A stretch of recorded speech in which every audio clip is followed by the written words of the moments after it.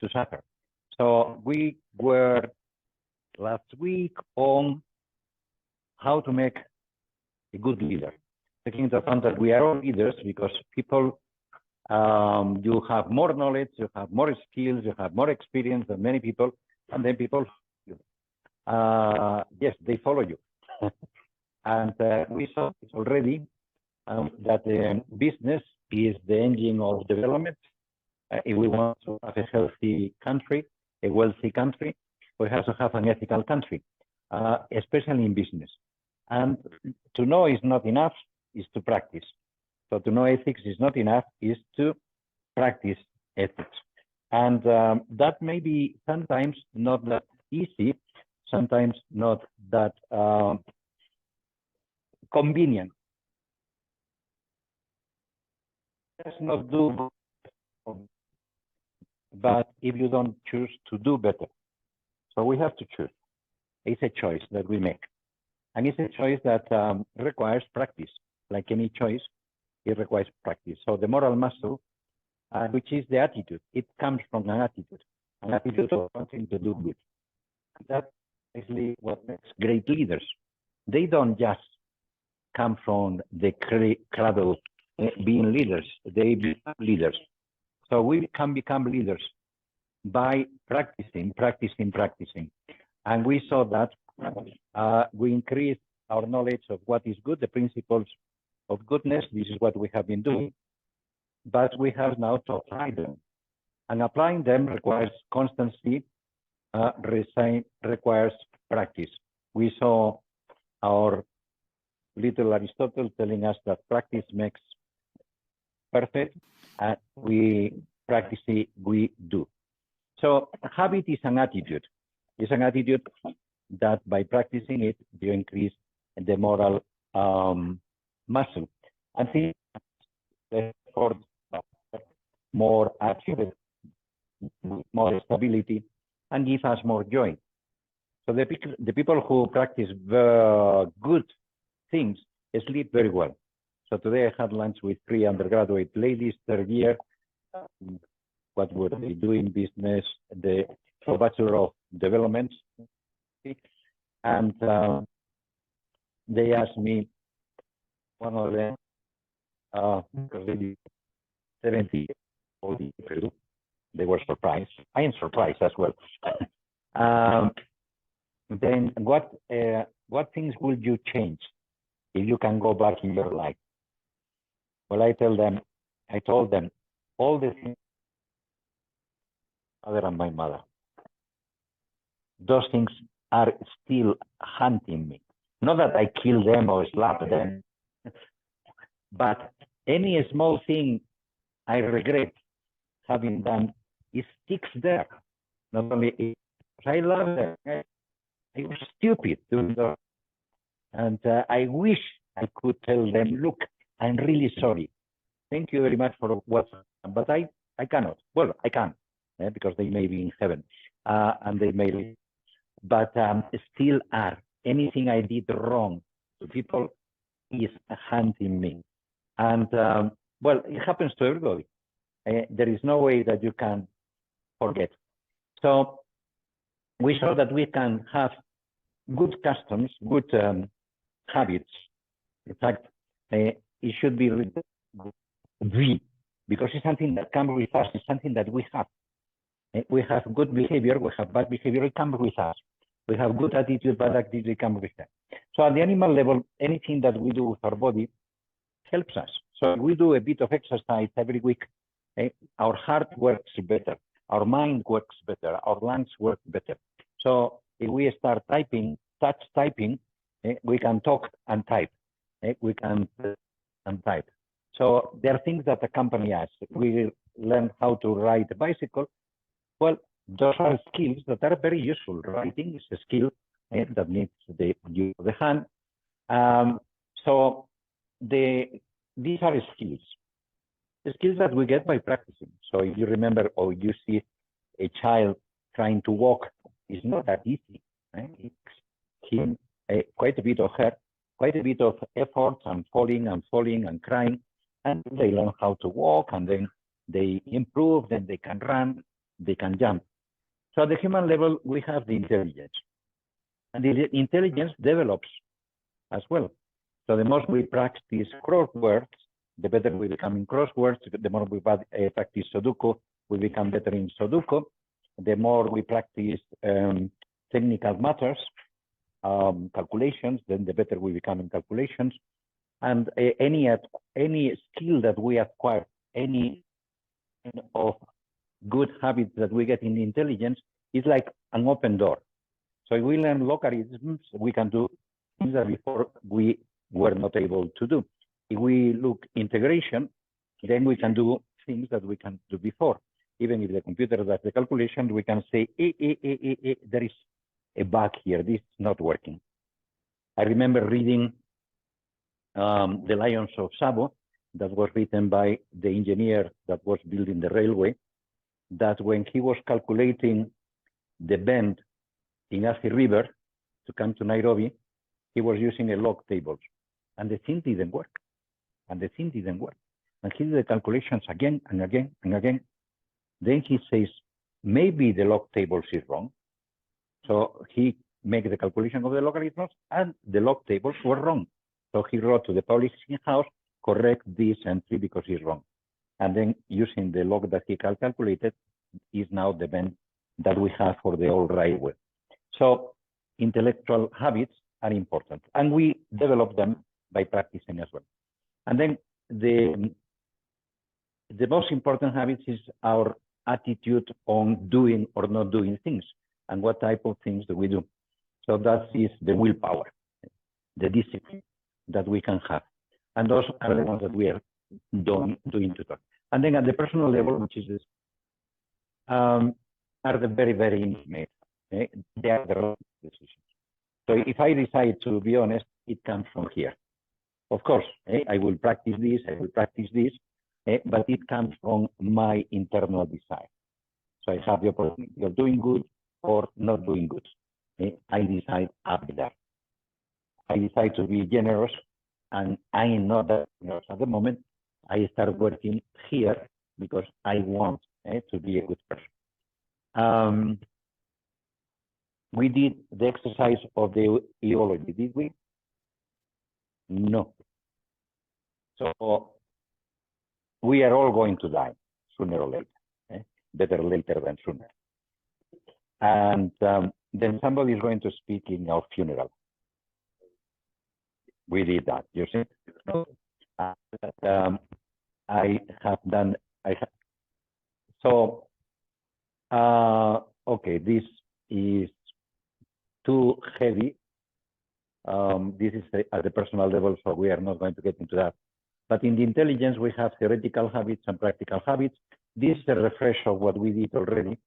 So we have intelligence, we have science, and we have wisdom, but in the practical, we have anything that we do with our hands, anything that we change, engineering, changes life, and then prudence, which is changing ourselves.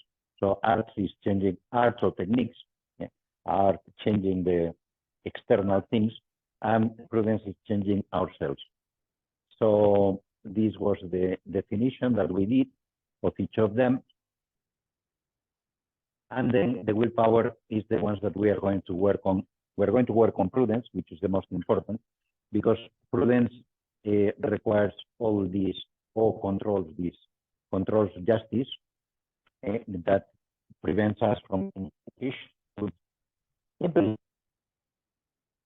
so justice makes people as we and with the same right. Greed is strong, controls our and our fear, and then moderation controls our pleasures. What to do. We saw this as well, the three ways, which 3 steps. What do I want? How do I get it? And we saw it in different ways, the intention, the election, and execution. This is just a refresh of the previous one. And okay. We saw as well quickly that each of them can be divided into 2. Seeing a nice house, nice person, and then when we feel attracted, we will feel attracted, but that doesn't mean it, because we have to be able to achieve it. If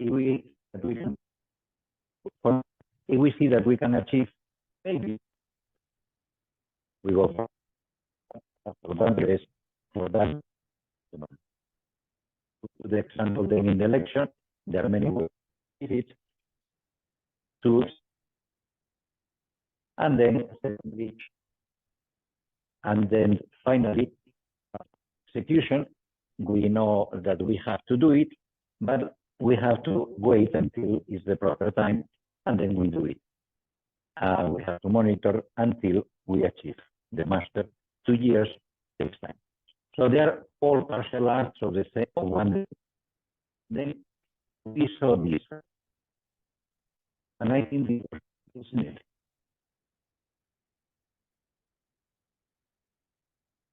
Did you an example of your exercising with you?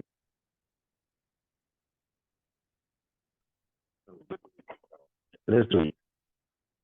So think when you were indifferent to perform something that you have to do, and then you were indifferent, you didn't do it. Something that you did with malice, he is going to know. She is going to know. He's going to. When you decided too late, or when you too early rashness, not due diligence, you decided to do something but you didn't do it. When you decided to do something that when you get scared, stubborn, nobody is going to see it.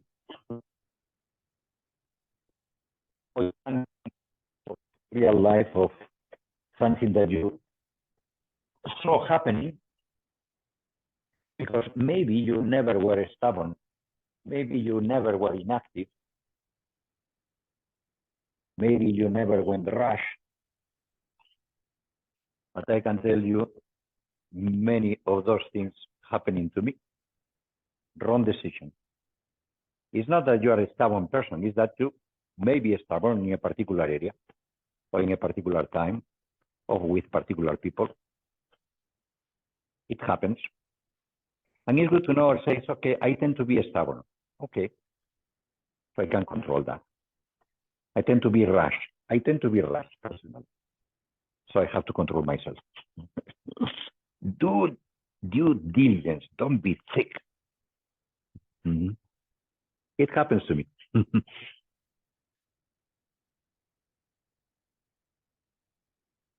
Impulsive. Need to be impulsive. So you have list all of you. Don't copy, don't copy. It's personal.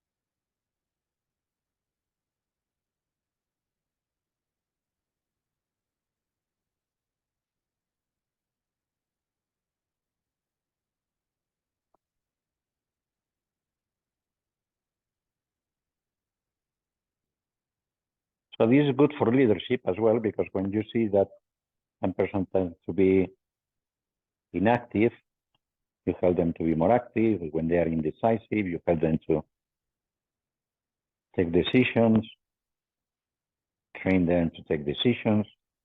When they are rushed, to know that they are rushed, and to help them to wait for one day before they do what they wanted to do. So they consult it with the pillow. The pillows are very good advisors. You sleep over it, and many times you say, well, actually, I don't need to do that. Maybe I don't need to buy that. Maybe I should not be so harsh with so-and-so.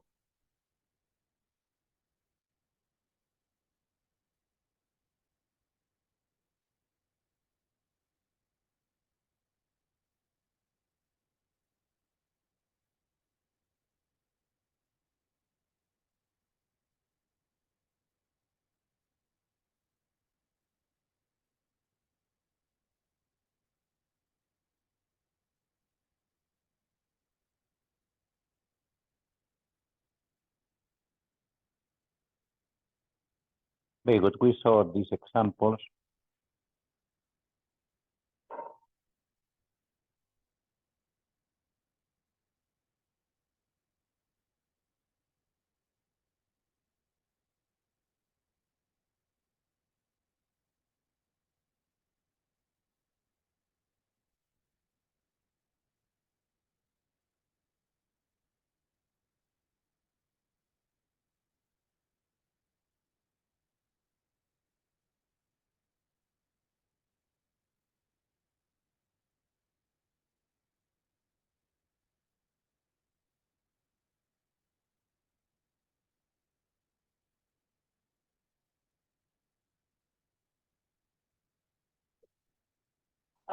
Factors that affect our decisions.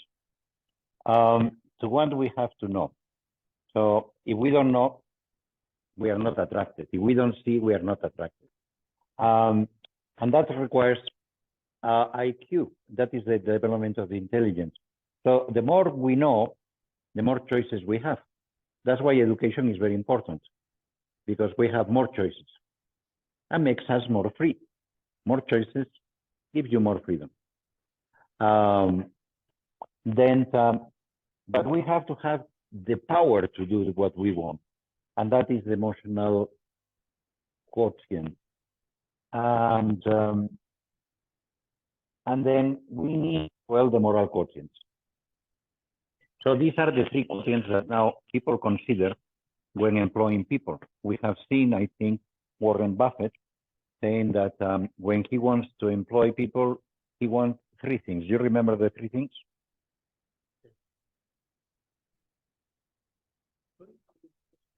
Warren Buffett, if he wants to employ you, he wants to know three things of you. So he wants to know if you are intelligent, the intelligence. If you are up to scratch, you are the best in your job. His is finances, investment. The second thing he wants is to know if you are hardworking, if you are engaged, if you can work without supervision, that you are really for the boss. And the third thing he wants is integrity. And he says, if you don't have integrity, forget about it. Even if you are very clever and you are very hardworking, if you are not honest, I don't want to touch you. Why?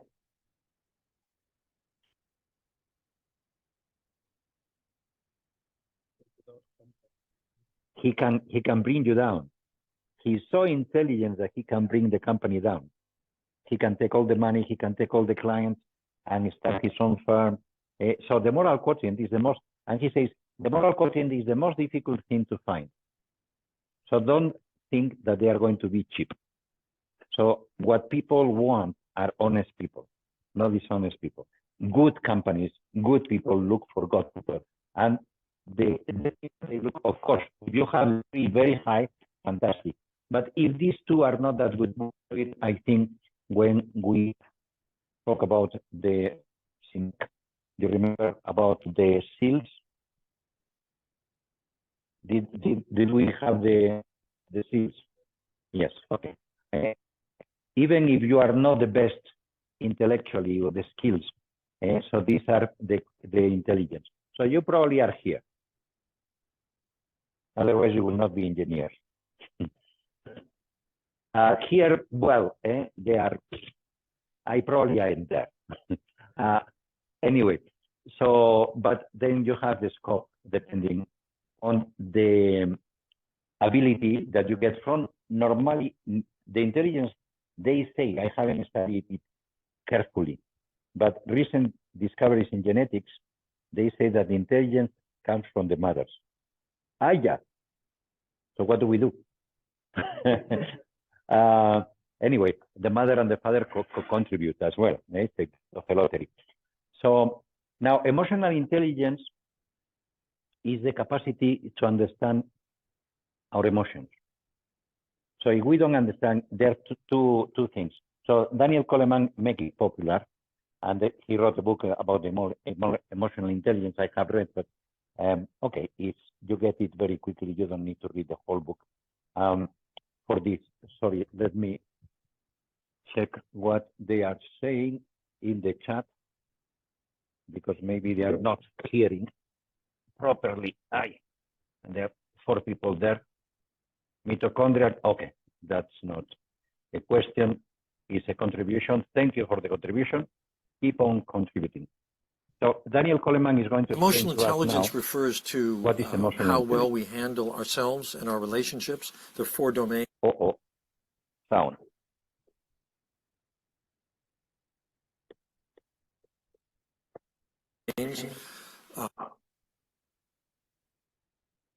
Emotional intelligence refers to how well we handle ourselves and our relationships. There are 4 domains. Self-awareness, knowing what we're feeling, why we're feeling it, which is a basis of, for example, good intuition, good decision-making. Also, it's a moral compass. The second part is self-management, which means handling your distressing emotions in an effective way so that they don't cripple you, they don't get in the way of what you're doing, and yet attuning them to them when you need to so that you learn what you must. Every emotion has a function. Also, marshaling positive emotions, getting ourselves, involved, enthused about what we're doing, aligning our actions with our passions. The third is empathy, knowing what someone else is feeling. And the fourth is putting that all together in skilled relationship. So that's what I mean by emotional intelligence. There are many definitions out there. The part of the brain, it turns out, that supports emotional and social intelligence is actually the last circuitry of the brain to become anatomically mature. And because of neuroplasticity, the brain shapes itself according to repeated experiences. So my argument is, hey, we should be teaching kids regularly, over time, in a systematic way, self-awareness, self-management, empathy, and social skill. And in fact, there are now enough programs, and they've been around enough in schools, that they're about to publish a huge meta-analysis looking at hundreds of schools and kids that had the program versus those that don't. Guess what? All antisocial behavior, disruption in class, violence in school, goes down 10%. Pro-social behavior, liking school, well-behaved, up 10%. Academic achievement scores, up 11%. So it really pays. Executive function, which is mediated by the prefrontal lobe, both helps you manage your emotions and helps you pay attention.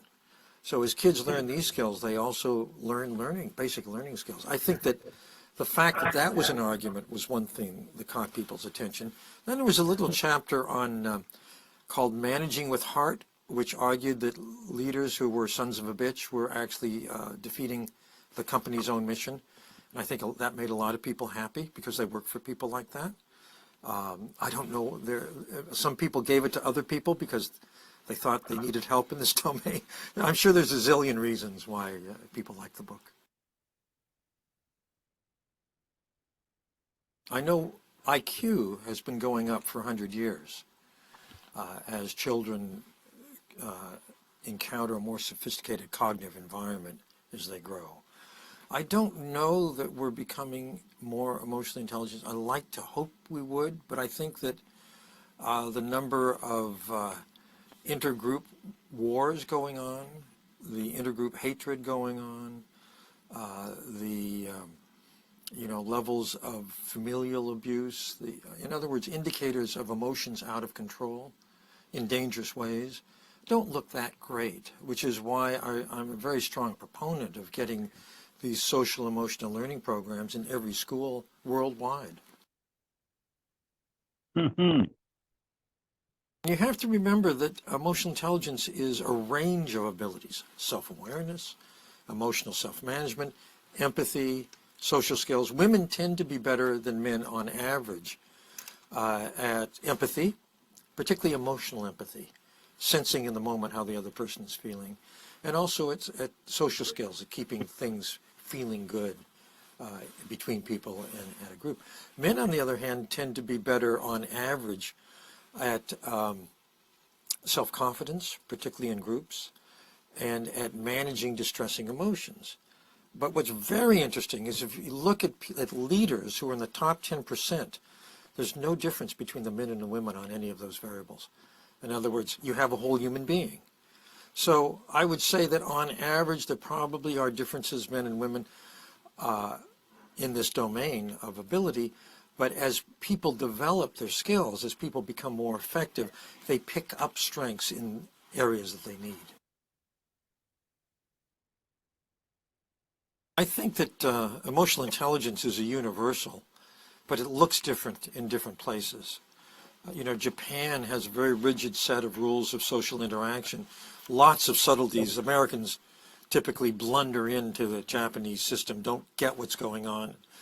And, you know, it's embarrassing, but they wouldn't recognize necessarily emotional intelligence in Japanese setting. Brazil is a very different culture. It's very outgoing, you know, kind of like an Italian culture. And so it would look different there. But I think the fundamentals are the same. It has 4 components that it has strength. Self-awareness. What's self-awareness?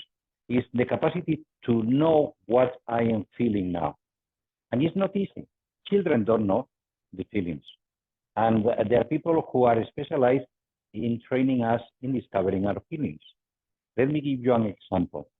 I used to go to Mombasa every month. And the first month, after 11 o'clock, 12 o'clock, I couldn't do anything. I was flat. Absolutely flat. The only thing I wanted to do is to sit under a palm or a shade with a bit of breeze and just relax. And then when I told this to a friend of mine who had gone to Mombasa and knew Mombasa very well, he told me, look, what it happens is that you are dehydrated. In Mombasa, you have to drink every hour something. Tea, coffee, soda, alcohol, no, because dehydrates you more. So I started doing that. I could work until 9 o'clock. So I didn't know how to interpret my feelings, cultural feelings at that point. So self-awareness. Now there is a doctor in Britain who has created an application for the phones that has 32,000 different emotions. Can you imagine how many emotions can you list on yourself? Very few, men, very few. I'm happy, I'm not happy, that's it. I'm tired, I'm not tired, that's it. Women have more repertoire. And that's why we don't understand women. And women don't understand that we are so simple. They think that we are cheating. Anyway, so one thing is to know my emotions. Now, if I don't know my emotions, I cannot control my emotions. I cannot control my feelings. I cannot control my dehydration if I don't know that I'm dehydrated. So that is the second one. So this is the control of my emotions. So I'm getting very angry with this boss because she is a pain in the neck, is micromanaging, and I hate that. But I smile. I don't punch her. I don't talk back to her. Why? Because I can control my emotions. So other people cannot control their emotions, and then they suffer consequently the consequences of not controlling their emotions. So this is my control. This is mine. This one, self-awareness, self-management. Now, the next step is I can feel what he feels. I can feel what she feels. So that is empathy. I can feel. I can see them. I can see if they are tired, they are not tired, they are attentive, they are not attentive, they are sad, they are not sad. So that is empathy. And as he said, women tend to feel it better than men. They are more sensitive to the body language, let's put it that way, to the tone of voice, and then they know faster than others, than men. And again, there are degrees. There are women that are very sensitive, there are men who are very sensitive, and they have a lot of social awareness, empathy, basically, to feel like other people feel. Of course, if you know your emotions, then you are more able to know the emotions of other people. And then the second one is relationship management. So that is to help other people to feel different things, to control their emotions or to feel their emotions. Who are the best in profession? Are the best that they have more emotional intelligence than any other profession. We don't know. Politicians. Politicians have a high emotional intelligence. They come to you, they know how to treat you very nicely. And you fall for it. The second are the con men and the con women. They read you inside out, and they know who is the one who they are going to hit, because they know that is a gullible person. And if I spoke to him or to her this way, I get them hooked. So now, as good engineers, you know that what you can measure, you can improve. So 1 to 5 in each for you. How much self-awareness? This is comparative. You compare yourself with somebody. Well, I think I know my emotions better than other people. I know all my emotions. That could be a 5. Then I can control my emotions, or not. How much? 1 to 5. And then I really feel with other people. I know how they are feeling. And the fourth one, I can control them, I can melt them, I can cheer them up, or I cannot. I really don't know how to. So when my spouse is, I just run away because I don't know what to do. That happens to many men. When the women get moody, they run away because they don't know how to handle it. And women, the same happens to them. When a friend gets moody, they disappear. They don't know what to do.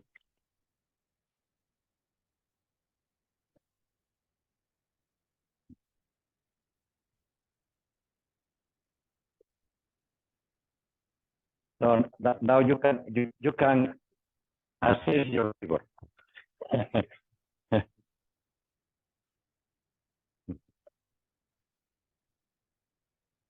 Validate your neighbor.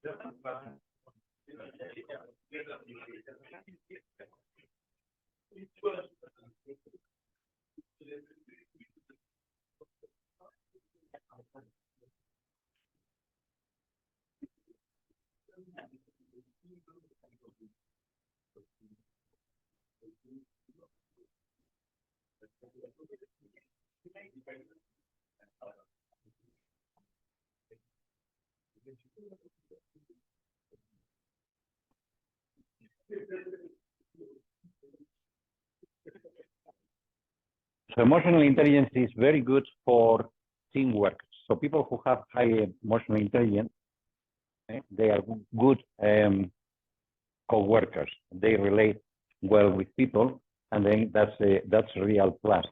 The same happens with leaders. Now assess your boss.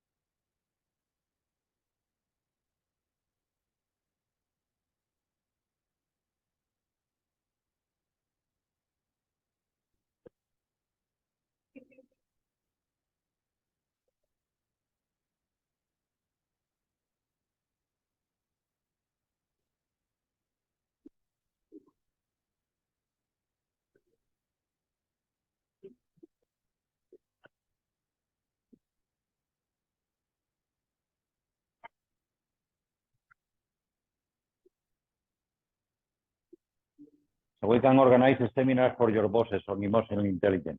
That usually happens to everybody. So how much emotional intelligence do your boss have? Zero.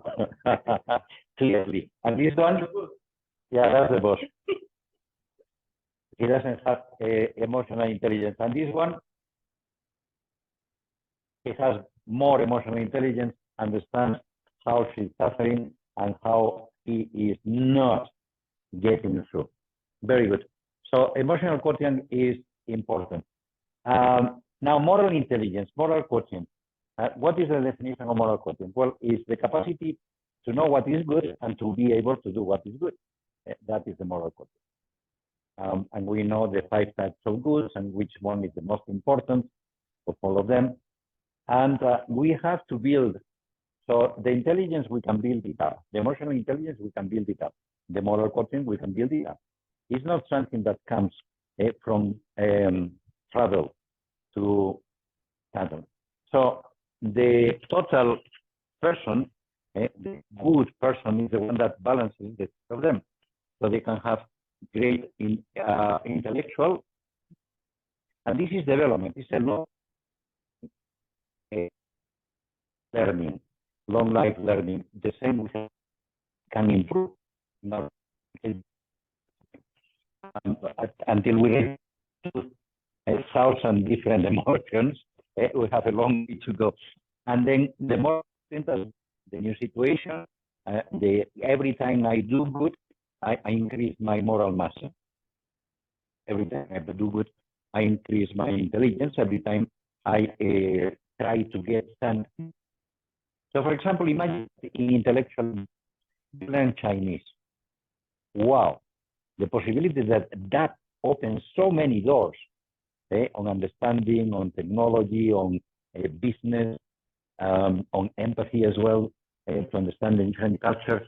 So anything that we do that improves any of these things makes us a better person, which is good. So here it is what I was mentioning of work.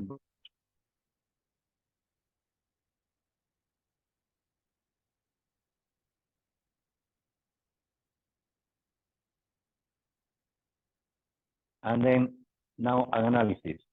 How much intelligence will you give to this man? 200. Does he look intelligent? He has got all the chips on the. You have to have a bit of intelligence able to know the cards and how to play it. So he seems to be intelligent. Emotional intelligence, how much would you give him?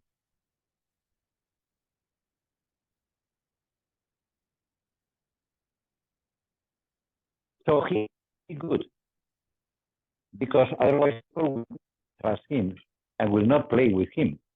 And in poker, you have to really have a lot of body language. So just the movement of the hand or the movement of the eye tells them if you have a good hand or you don't have a good hand, if you are cheating or you are not cheating, if you are bluffing, if you are not bluffing. So they have to be pretty good on emotional intelligence. Gamblers, when they are gambling any type of, they will add emotional intelligence because they have to beat you. So it has moral intelligence. How much do you think he has? So you are a friend of his. What does he do with you?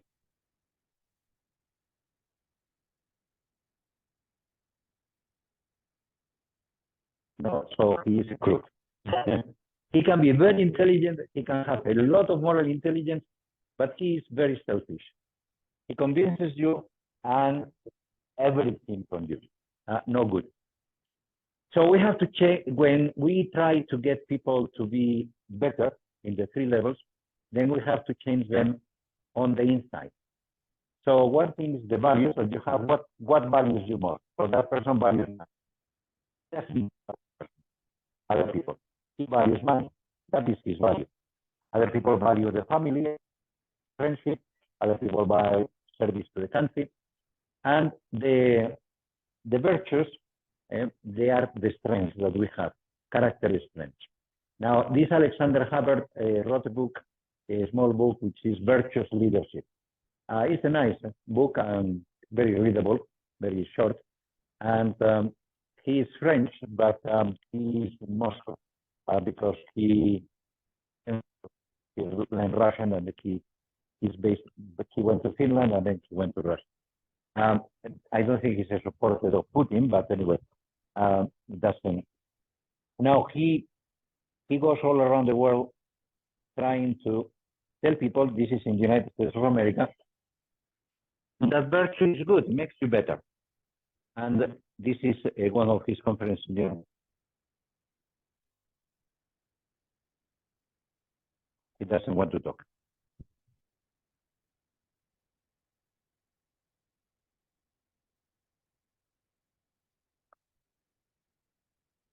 Virtue is not a simple value. Very often people speak about value-based leadership. Good. It's good to have value-based leadership than leadership based on no values. All of us will really agree. But values are good things, but they are not, it's not enough for leadership. All of us, we have good values, I think. We recognize family as a value, country as a value. Some of us, we say God is also a value because we're believers. Whatever it is, we have values. But many people have values, but they cannot achieve those values because they are lacking character. They are lacking the virtues that are dynamic forces that give you the capacity to achieve your values. And they collapse as citizens. Even if they love their country, they collapse completely as citizens because they have not the courage, they have not the prudence, the practical wisdom to be good citizens. They can collapse as parents. Even if they tell you every day, family is for me a value. I value family. But the guy or she has no self-control. She has not the virtue of self-control. And the family collapses because she's not practicing virtue. So virtue is in fact much more important than value. Value are basic things that all of us have. But virtue is this dynamic force that gives you the capacity to do things that people that have no virtue cannot do. And the ancient Greek said, well, if we look at the human beings, we see 4 fundamental, basic virtues.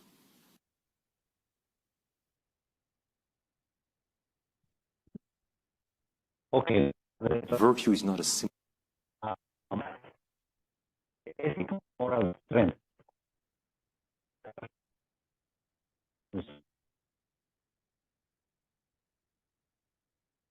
No is the first step.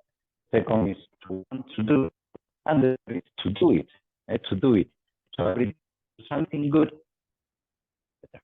So if we want to make it, we have to take it personally. So this was, so Bill Parsons was the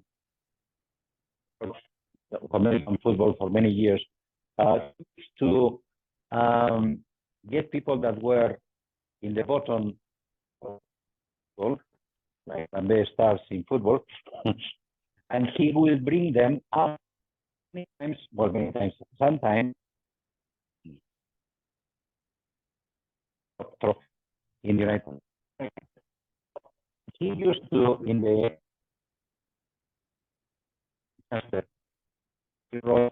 in the locker when they were going, blade the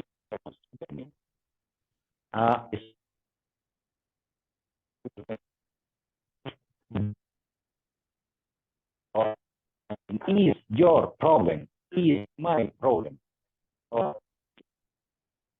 You have to be forward. Say, it was the referee. It was so and so. No. I don't take any. I was going to say the bad word. Anyway, so it's not because of the others. You have to do, and it's your job. You have to do something. So a virtue definition is a morally good operational habit. It's the strength that we have to do something that otherwise we will not have. And it comes from vision. So we have seen this already, the different types of virtues, and we're going to get into the virtues yep, this we didn't see. Yeah, we saw it. It's a repetition. So the moral habits, the virtues, help us to be better. And we feel better when we are better. So, and the vices diminish, make us less. So of these three girls, when I told them, don't marry an alcoholic, every month. And I told, you cannot do without alcohol. And then you have to increase. And then just and then and then you end up like this. Why? Because every time you get drunk, 10,000 of your cells in the brain die. But you can recover them. Say, look, they are gone. They are gone. We have 1 billion, so we have plenty of them. But time you get drunk, 10,000. And of course, then the people who have been drinking cannot control themselves because the brain is not working. And I told them, look, most people get alcoholic when they are teenagers, like you. The other day, there was a past student of Strathmore School who didn't do the degree. I don't think he was a good manager. When he was in the school, he got drunk once. He said, no, this is not for me. This is not good at all. In the university, one day he went out with friends and accidentally as well. But those were the only 2 times that he had in so many years. Years old, with children and a good job. Then he says, look, I am a night people. So I work better at night. So after dinner, being with the family, I will go into my office, and then we start working for 3 hours. But then we're working intensely, you feel tired, and it takes a long time to go to sleep. So I decided to take just a small tot of whiskey before, and it was working. But after a while, I needed 2. After a while, I needed 3. After a while, I couldn't go to work without taking 1 in the morning. And then I work if I didn't take 1 at midday. It came a time in which I couldn't work, so I was sad. First, and I spent 1 year just drinking, not doing anything. Some got us and put up with that, and he tried to help me, but I see that it was needed. I was okay. The characteristics of people who are mentally ill, and see the problem. You don't see it, and you can tell them, and they don't feel it because it is. So he got another job. The boss was a very good boss. Says, "You have a problem. A problem. You have a problem. You're alcoholic." "No, I'm not alcoholic." "Okay. Can you do without?" "No." So you go to you have to go and sure it is,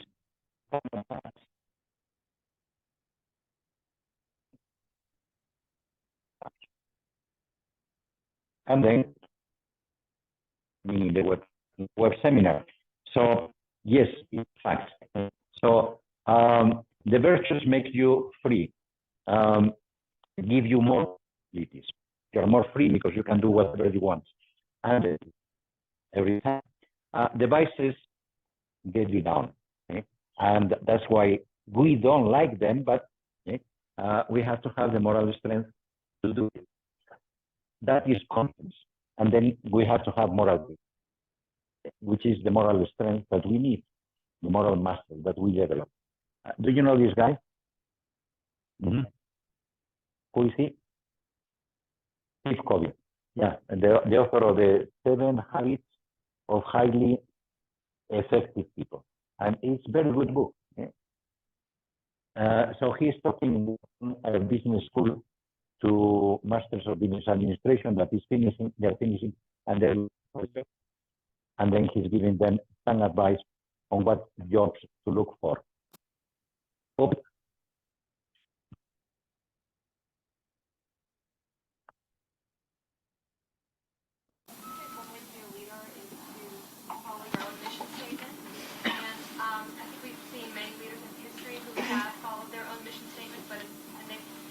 Others have followed them, it hasn't really been to the good of society. So I don't know if that's always the right way to go. I mean, you follow your own beliefs, but is it really good for society?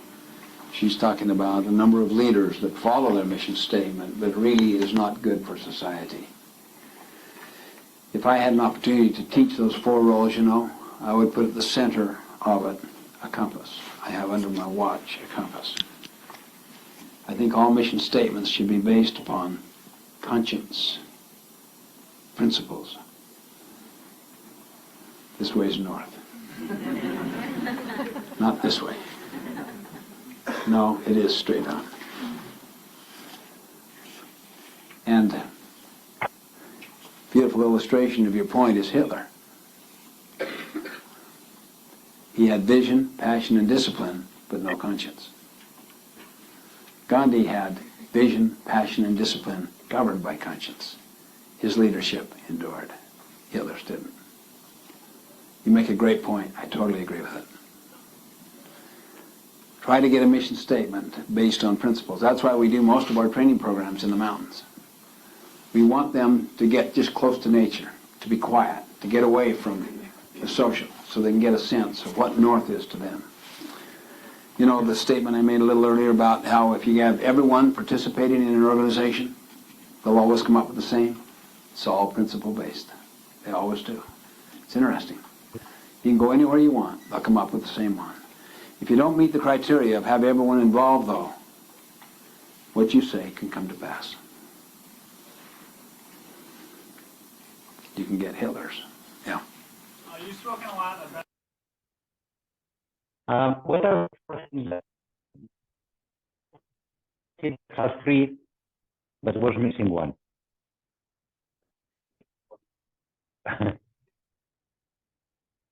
Discipline, passion, and the compass, the conscience.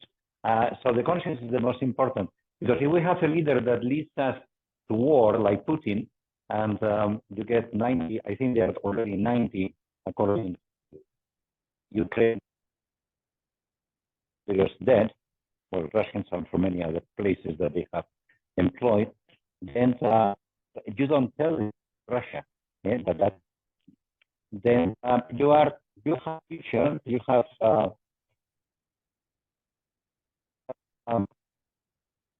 you don't have conscience of people. That's bad news. So, do you know what is the second stanza? Watch your words because they become actions. Actions because they become habits. Watch your habits because they become and watch your character because you become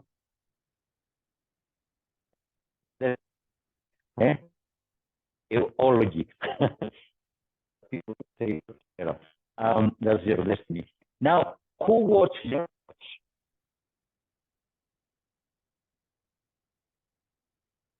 So, yeah, that our thoughts inside us,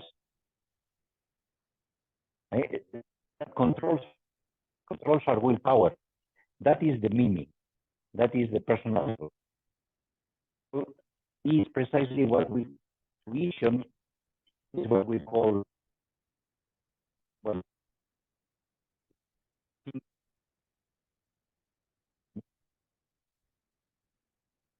I think now I can control my will and continue talking or I can stop. It's about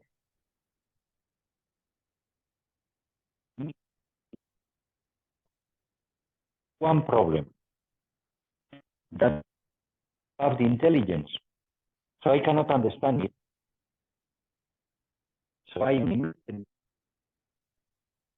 cannot know myself completely because I know myself through the intelligence. So I want to explain freedom because of my intelligence, higher. I cannot explain love because it's about my intelligence. That's why it's so difficult to speak about freedom, so difficult to agree on knowledge, which is a direct knowledge, the intuition.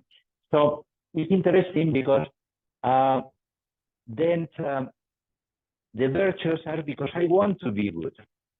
And that is about my intelligence. I have to learn how to be my will, even if I like it, do. Even if you don't like it, do it. We have. So this is the triadic structure that we have already spoken about. So I feel like an animal. Angry. At this, I feel Thursday. I feel sleepy. I feel I have not. Yes. Animals. The fish from aquarium, they do have to put my fish in a special container. So the fish they're yummy. When they run away from the mother because they don't have maternal instinct. Anyway, that is a digression. Now, is 6 months. So what distinguishes us from the we can choose different things because we have intelligence. We understand or I don't like them. At this here are a general nerve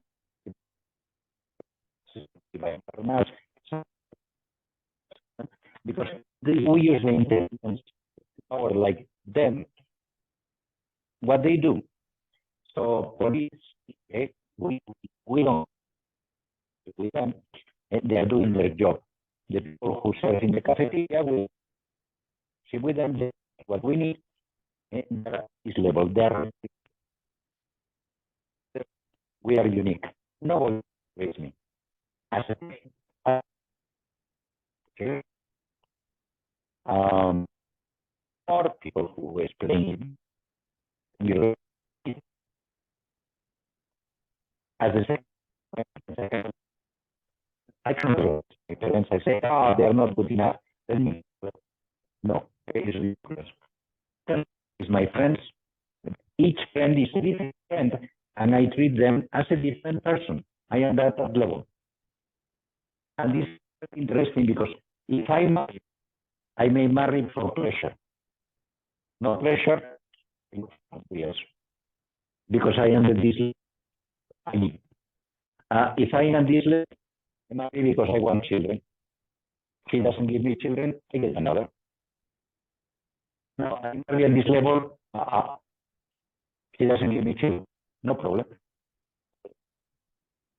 Continue. Why? Because he's next to me. He's real life experience.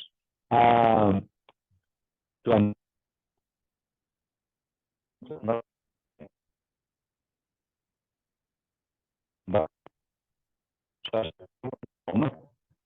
came crazy. She wanted to see him. She started beating him, punching him. She got an attack of schizophrenia. So she became mad, basically. She sleep in the street. She will run away. She will try to kill him. She will try to burn the house.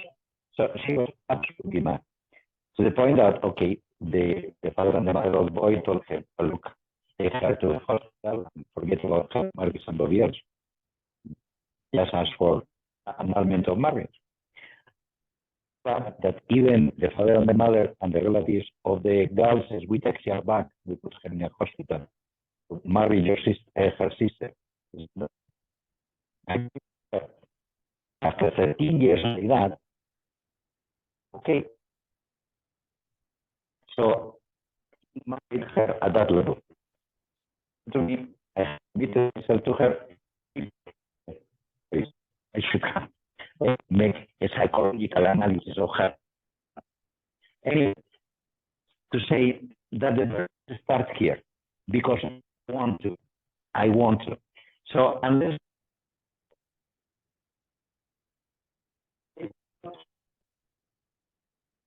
here, you can tell them, but they will not be here. Which level is this? Animal, the baboons drink. This one, the corporal, the animal, is essential. This one, personal.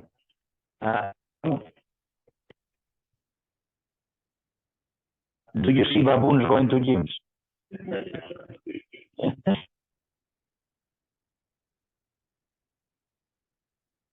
Essential level, we can control our body, what the muscles need, and so that is essential. We can, whatever the baboons don't do, we don't do. So we can control our body because we have a level we want to be. That is what I want to be. I want to grow in a growing body for my some control. This one, tricky.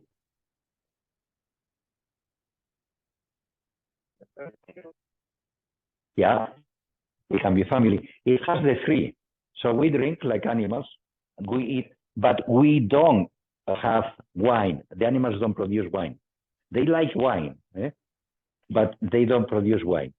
So this is essential, and this is essential. The animals don't have a barbecue, and it's personal because it's a family relationship. So in photograph, so whenever we act on the three levels all the time. But each one has priority, is what matters. So if we act like animals, that is the road rage, but people have road rage as well. They're behaving goats when they don't control their emotional intelligence. And then they repent because they have done it bad. So life is an open book. We write every day a page. Because we want to write it. We can write it nicely, we can write it wrongly, we can write nice things. So we write your story. Now, question. In this photograph, which one represents the body, the temperament, which is the behavior that comes with the body? We have which is the character, what I produce, and what is the personality, that is the motor of what I write. So discuss and agree. That what represents the personality. They are different. I know that you're going to have different interpretations, but all the interpretations, if it is clear, so discuss in groups of 2, your choice. You have the pen, you have what has been written, you have the booklet, notebook, you have signature.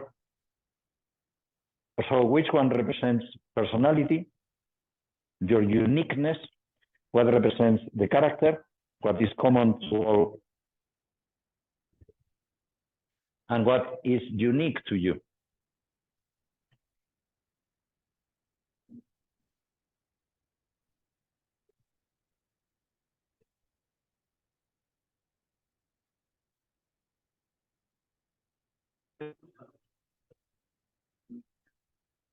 The people at home can do it by typing it in the chat.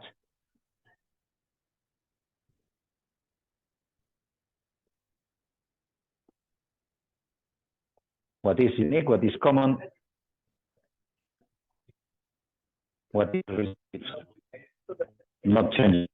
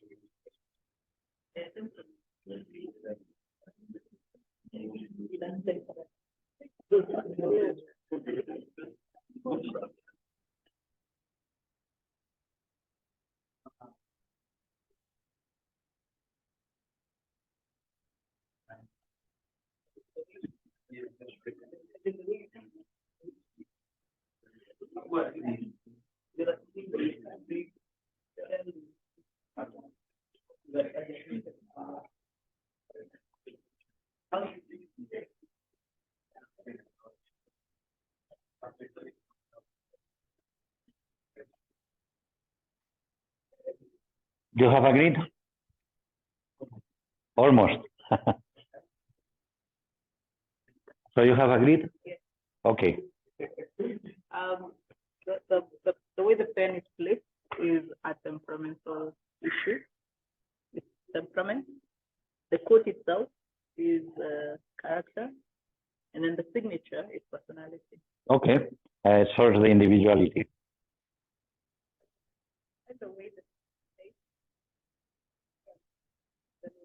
Because it cannot be changed. Yeah, okay. Okay, what you can change is the character. Signature is, this is what I cast, yeah.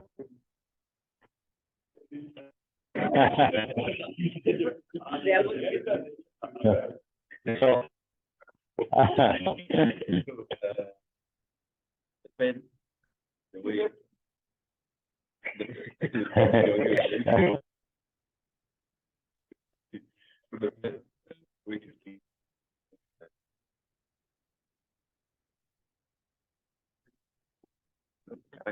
and the message is personalized.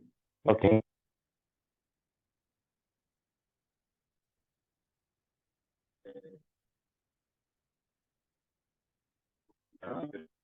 So the book is plain, right? Yeah. So you can change your character depending. Okay. Different things on it. Okay, for us, so personality, we gave it to the book because we thought it is a personal, like journal or diary, that he's just flipping and writing. So you are building your personality. Something, if I had mine, you wouldn't have the same take on it. Mm-hmm. The character was the message, especially the part that says a little each day, which points to consistency. Then temperament, we were a bit shocked, but I think it's the placement of things. But we didn't have anything for that. Okay. Mm-hmm.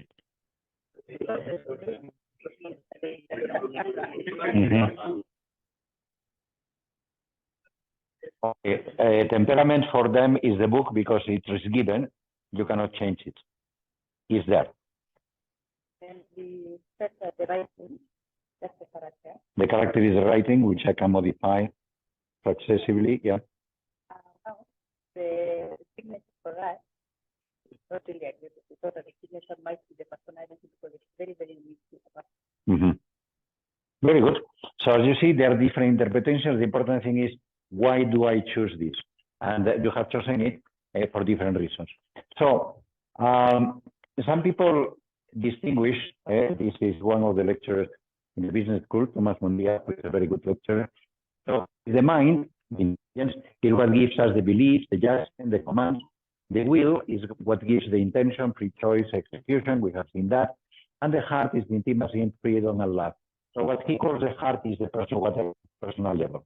But traditionally, when they speak about my heart is telling me something, we are talking about the personality. We are not talking about the intelligence. We are not talking about the will. In the Bible, the heart represents the personality, the innermost decisions that we take. So the personal level is the motor, is what the attitude that I take.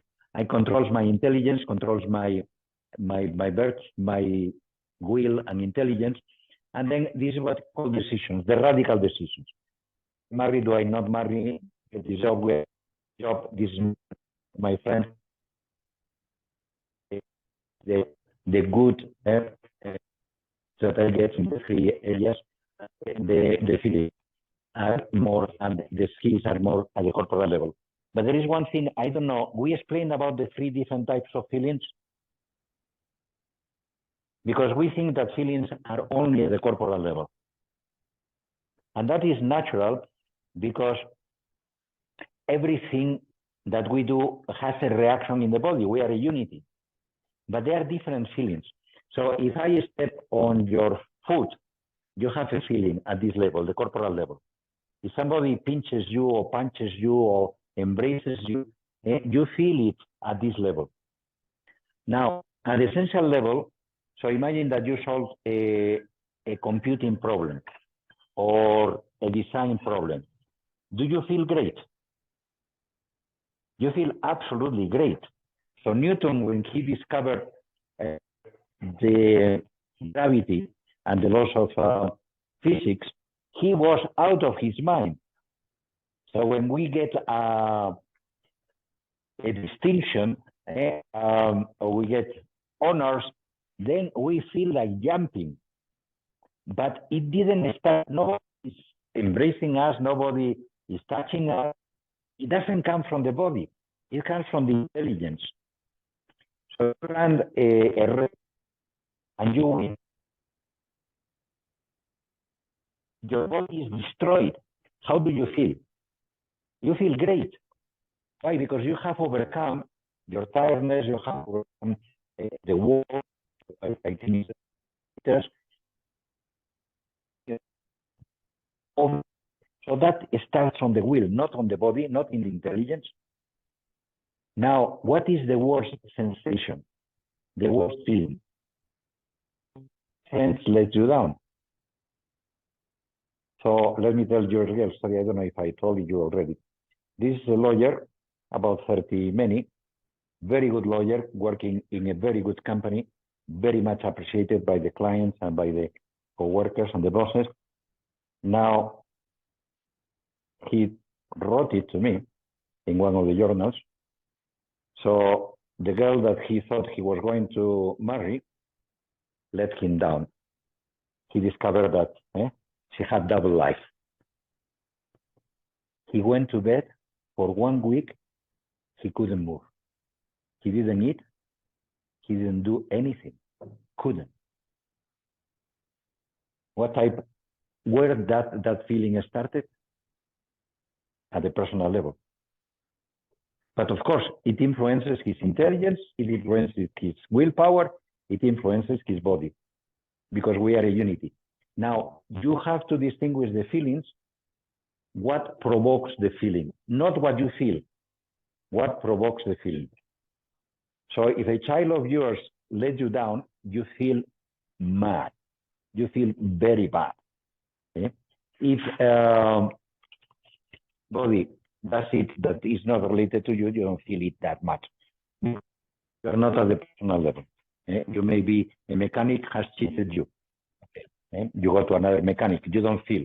Now that your wife cheats you or that your husband cheats you, that is unbearable. And some people commit suicide because of that. Because the feeling at that level is tremendous. Because it hits you in your heart, in your personal level. There are different types according to where they start. They start in the willpower, or they start in the body, or they start at the personal level. So there are different types of feelings. So to be emotionally intelligent, you have to distinguish the different to the personal feelings than to the human feelings in some way and corporal feelings. If a friend of yours has a problem at the personal level than a physical level, so it's great for emotional intelligence development. So the spirit knows, the spirit loves, intelligence knows, the will wants, the senses know, the instinct tell us at different levels different things. And it's good that we distinguish those things in order to improve. So the nature is what we have received, and we cannot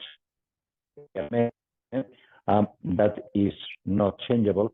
So the feelings, the radicals, this is how we control, right? So I want to be like this, I try to improve, then I get the good feelings, and then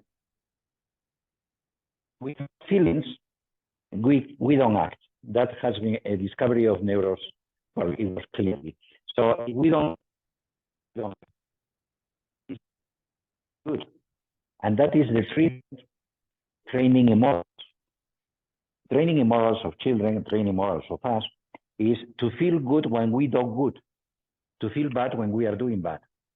So if we are thieves, we feel good when we cheat people, when we take possessions that don't belong to us. We feel not good, because it's not good moral training.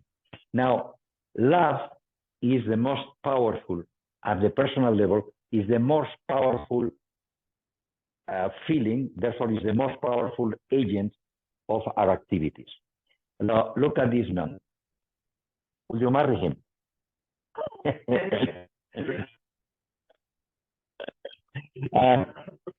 He married him.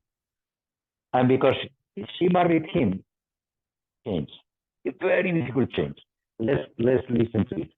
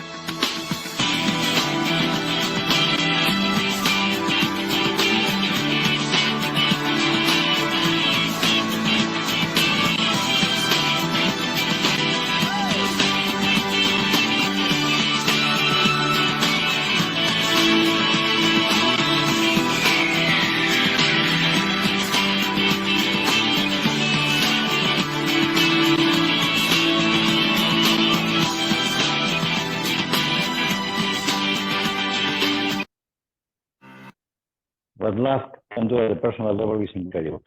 You need a lot of willpower. Being a good man is something you do, not something you are.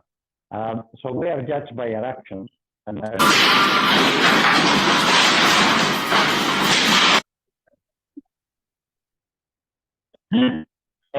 that's emotional intelligence at work. So the best way to be good is to do good.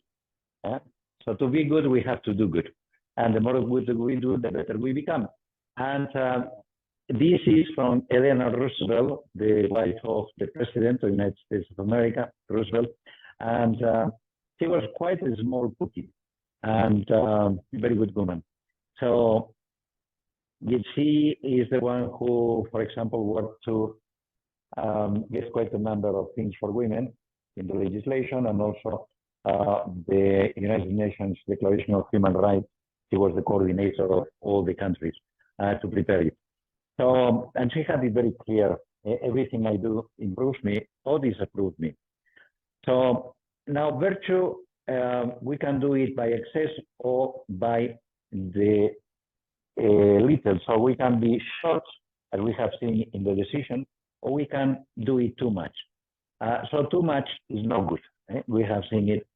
Too much eating is not good. Eating is vital, but too much is no good. It influences our health, it lacks of discipline, etc. There are people who have problems, organic problems, so it's not that they are fat. Their nature is like that. Too little. So the middle, just right, not too much. Input equals output. And for example, regarding money, we are used. It's a means of commerce, it's a means of development. The more you move it, the more you get, the more goods you get. Now, if you're a squanderer, you don't have the money. Use whatever you have. And then the golden rule is, the gold is the minimum. You have to keep on moving, and then you have to give, and you have to keep for the rainy days as well. So that is in that. Now Aristotle produced this list in which he had the mean, you have by excess and you have by defect. Now we are going to see the 4 cardinal virtues. They are called cardinal because are the ones, all the other virtues can be reduced to these 4. So this came from the Stoics, and then we go back to our friend in another venue. Talk to them. It's not just leadership, because when you ask people what leadership is about, you will find that everybody, each one of us can have his own definition of leadership. If you have if you are materialistically minded, for you leadership can be just manipulation of people, how to direct people, or how to manipulate them, how to achieve a goal with others. Whatever it is, I came to the conclusion that real leadership is a question of character, and it has to do with virtues. So I came back to Aristotelian ethics. I came back to the concept of virtue, the idea of character. I discovered that human beings have in their personality two different aspects. A biological aspect that we call temperament, and a more spiritual aspect that we call character. A temperament is something given by nature, something we got through biology, through genetics. Each of us has his own temperament. You have shy personalities, you have hot-blooded people, you have introvert people, extrovert, whatever it is. You have a biology. And this biology is very important, but it's not all.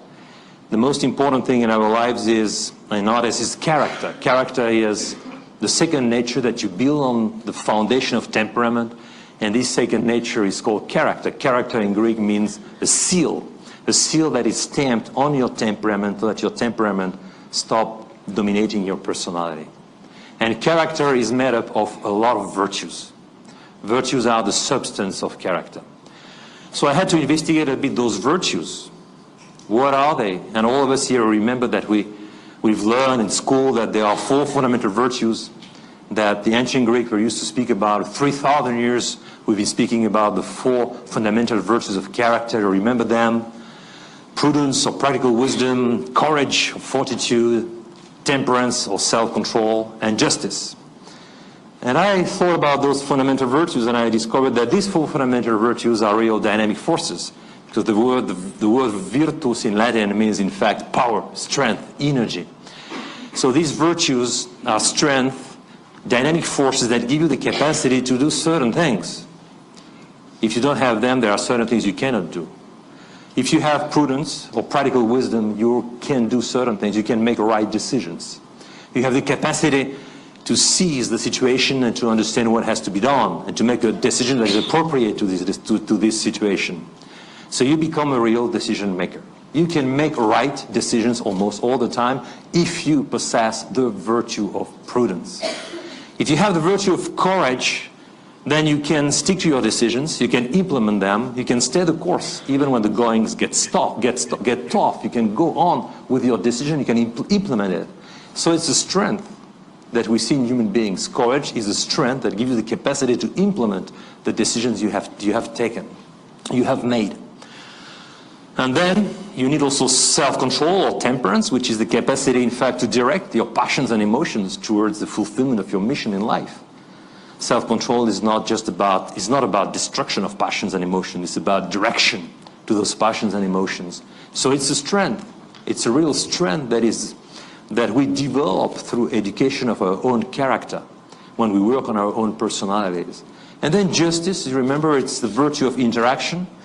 It is the virtue of human beings being social beings, not only personal beings. It is the virtue of interaction, and in this virtue of justice are rooted all those great virtues as truthfulness, the capacity to speak the truth, sincerity, simplicity, empathy, friendship, all those great virtues that deal with interactions with human beings. And if you have this capacity that is called justice, you have the possibility to enter the mind and the spirit and the heart of other people. And for leadership, this is very important. But then I thought about, yes, of course, if you have those 4 virtues, what happens? You become a good human being. You're a good person if you have the fundamental virtues. If you're lacking one of those virtues, everything collapses in your life. If you lack prudence, you cannot make the right decisions. You're lost. You have no orientation. You don't know how to behave. You can have theoretical knowledge, a PhD or an MBA, whatever it is. But if you are not prudent, you cannot apply this to concrete situation in life, and everything collapses in your own life. If you lack courage, well, you can make right decisions, but you cannot implement them in reality. You cannot walk the talk, as we say here in America. So if you cannot walk the talk, people will laugh at you. If you lack a virtue of self-control, what happens? People will laugh at you even more because you look like an animal. You don't look like a human being if you have no control of your passions and emotions. And if you lack justice, you better stay home. You better stay home because you cannot interact with human beings. You cannot give people what is due to them. You cannot respect them. You cannot love them. You cannot practice friendship, empathy. You just cannot love people if you don't have justice. So then I had to think a little bit more and think, well, those 4 fundamental virtues are very important in the life of a leader, but they are in fact very important in the life of every individual. Each of us, even if he thinks he's not a leader, he needs those virtues in order to be a real human being, to be a good person, and to be able to do certain things in life. Very good. So time to have a break and go to our animal needs. Social needs. We cannot separate the 3 levels. They are all together. We are a unity. Very good. Let me see who is at home. At home, you can have your tea as well. Very good. So you have the people. So when we pay, somebody says, you are like this, and we really feel about it, maybe they are trying to really mess us up. That is a point of sickness that we have. So we have to say, oh, okay. He is a bad person, but He may have a point. So that's humility. And then wisdom is the capacity to understand ourselves at the personal level and our relationship with God, above and below. So those are at the personal level. So the most important virtue for all, not only the leaders, but especially the leaders, is prudence. So prudence is the strength that helps us to take the right decision at the right time and effect it. So prudence is not the one who waits. It could be imprudent to wait. You lose the opportunity, you lose the money, you lose the time, you lose the person. So prudence is the most important of the virtues because it helps us, as he has said, to take the right decision. So prudence comes from foresight. Foresight is a perfect tradition of the Latin prudence, which comes from providere. Okay. Doc, we see your screen. If I do this, if I say this, if I act like this. So prudence is knowing what is going to happen in every action that I'm going to do. That's foresight. So prudence is normally represented by somebody who is looking into the horizon. So prudence has two characteristics. Is intellectual because it is to see. Is to see the best way to do. So the two things are needed in prudence. We have to see the horizon, they have to do the right thing. So in normal jargon, we speak about he is smart, she's smart. Why? Takes the right decisions. So he's smart. Gets things done, knows how to, and gets the things properly done. Gets the things done well. These are characteristics of prudent people. To be smart, to get things done, to get things done well at the right time. That's another characteristic. Now, I made a kind of riddle. I like riddles.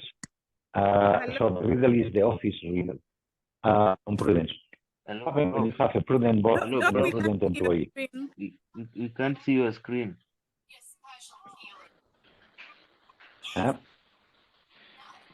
you get the things work well because they take the right decision and they affect so things well. An employee.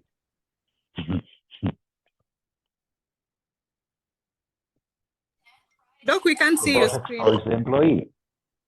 Hello. Because the employee doesn't know. Now, what happens when you have a prudent employee and a dumb boss? Which probably is your case.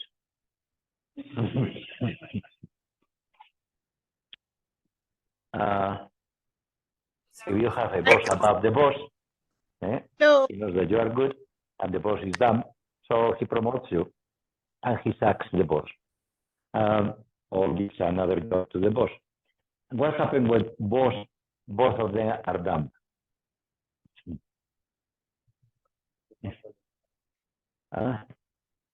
They usually think that working more is going to solve the problem, and it doesn't. No? A friend who was appointed the accounting boss in Mombasa, and the company, everybody in the accounting department was leaving at 7, 8 o'clock in the evening. When he arrives, he says, no, this is crazy. From now on, everybody leaves at 5 o'clock. People thought that he was mad.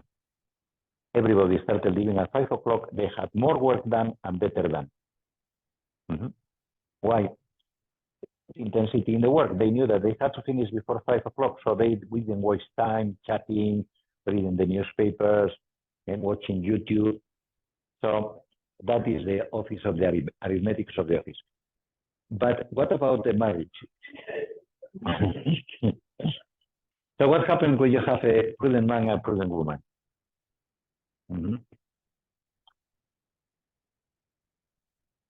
What happens when you have a prudent man, not such a prudent woman?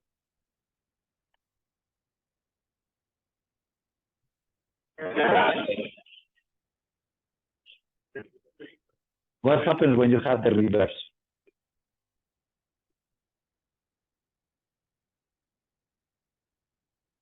There is no divorce. What happens when both are prudent?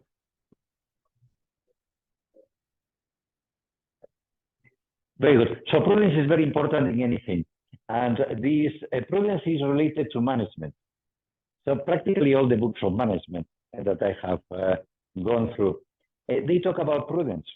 The most well spoken about and read and very good. So to be it is to see the things, so to see and to act before. Begin with the end again. This is what I want to go. This is the ways I'm going to go. Put things first. First things first. Again, a prudent person is what he doesn't waste the time. Think win-win. Then we have to convince people, persuade people. They have to gain something. You cannot exploit them, otherwise they will not agree. Seek first to understand and then to be understood. That's humility. We have talked about it. Synergize is to put everything together, and then sharpen the choice to make you to rest, to learn more for doing the things. So management is about prudence.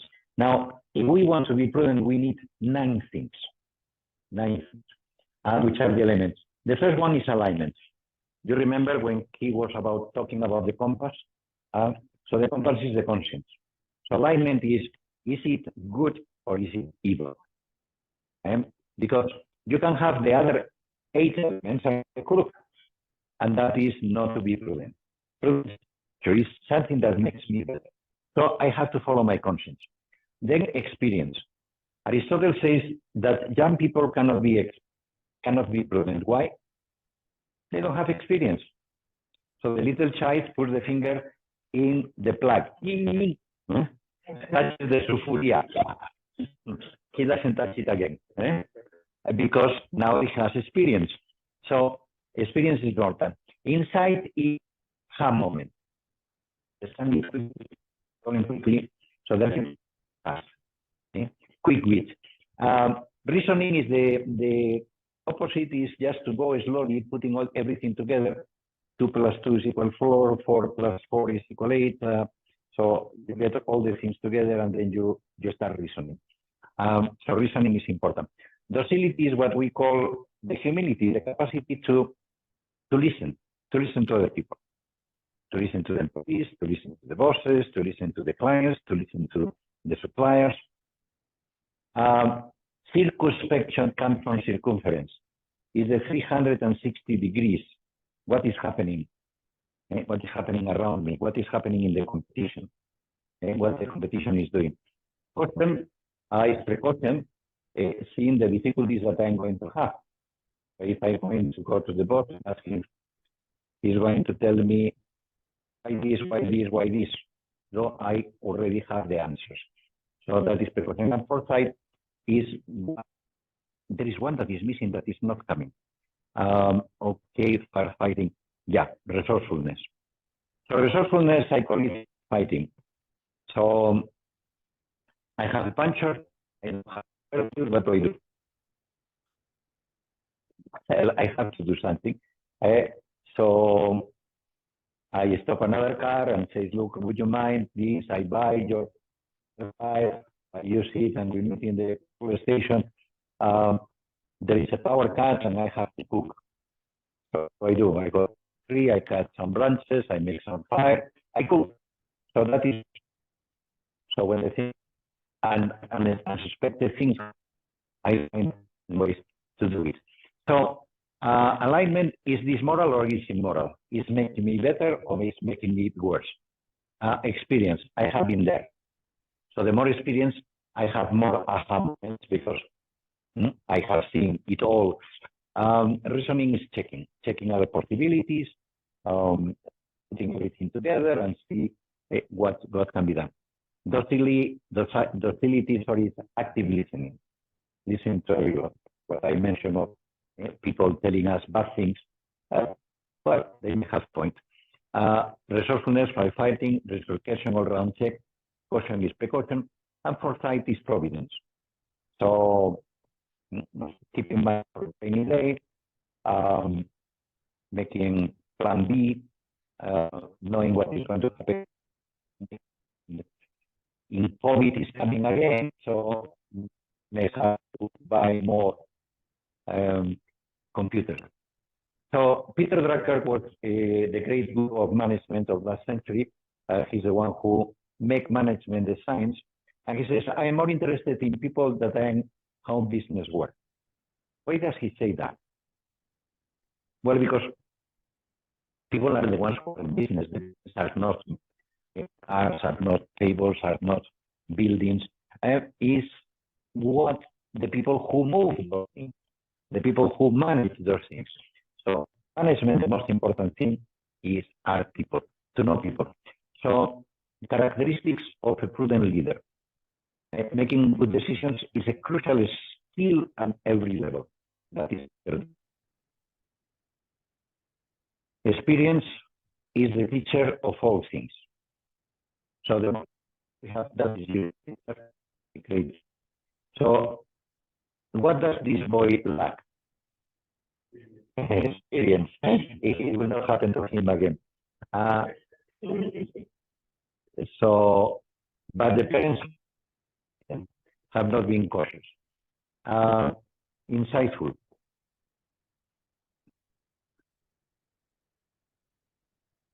What is this? The aha moment. This is insightfulness. This one is reasoning. It's a great man. Nothing is little. Sherlock Holmes. So everything has a cause. Everything has a purpose.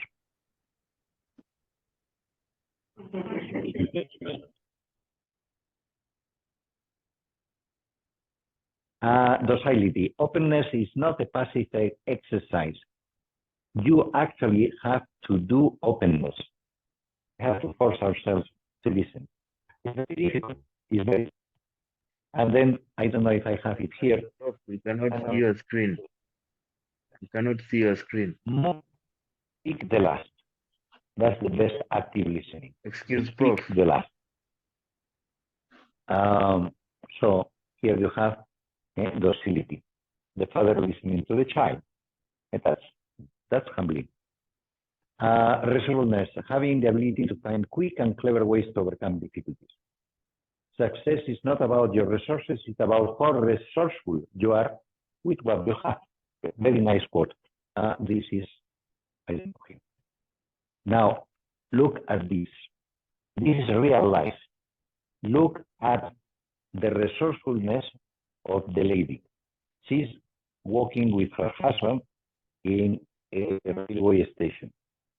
Now, the lady has a lot of empathy, emotional intelligence. She noticed that the other traveler has some trouble.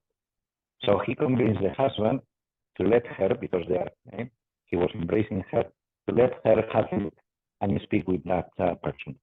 And then she realizes that this man is going to commit suicide.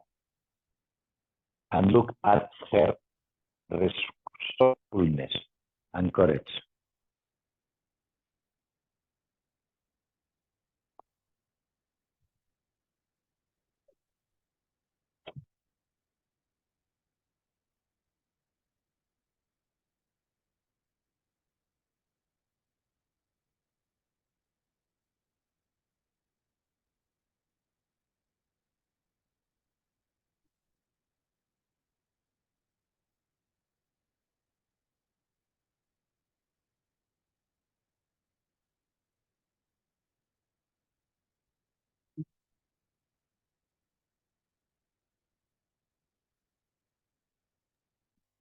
Prof, we cannot see your screen.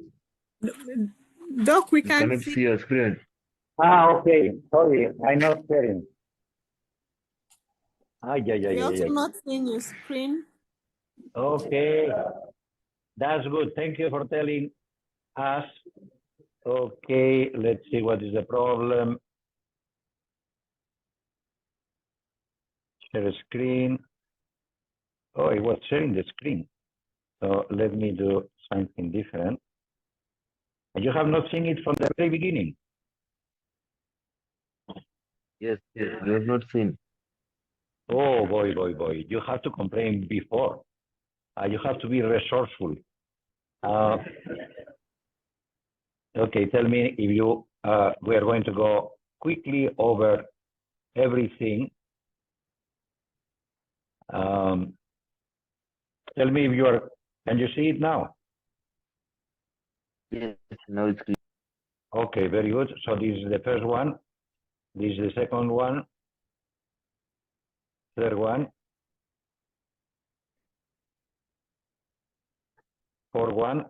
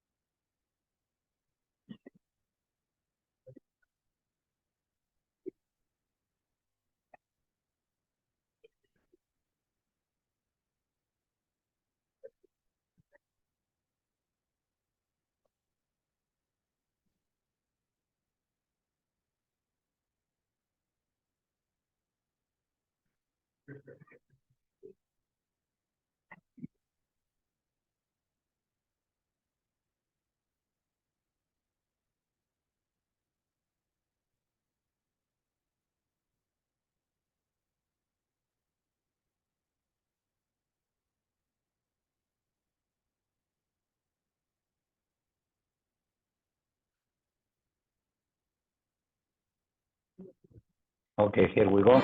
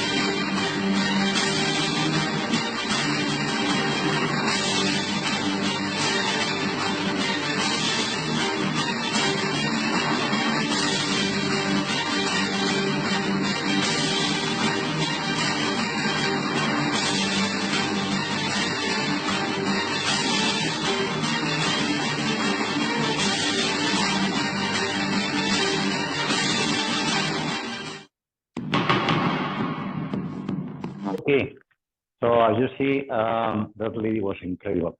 So resourcefulness. Now circumspection, look at the situations from all angles and you will become open. That's important. There are people who do not look around and then they pay for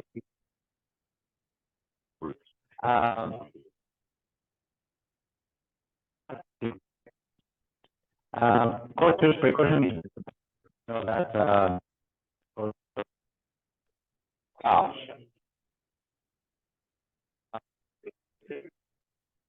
so near donors, people bitterness in them, they are provident instead of content. Not hot cell of their hearts to easy eat dusty bread. Provident than men.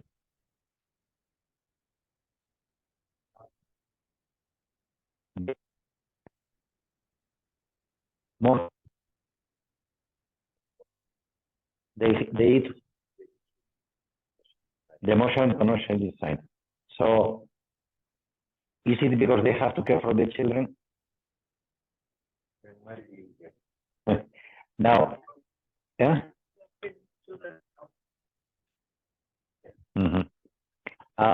What's your take?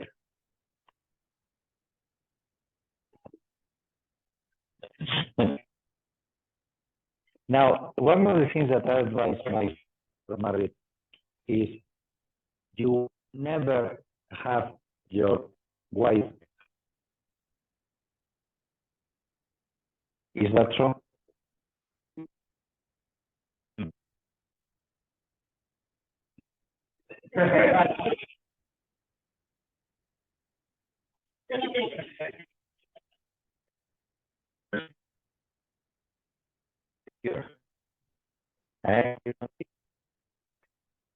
You depend on the landlord, you depend on the company, you depend.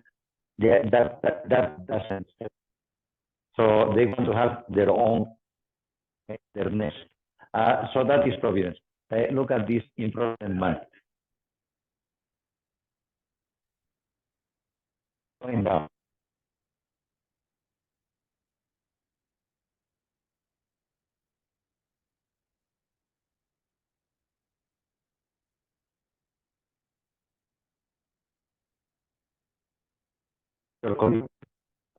And slides and have to say which of the 9.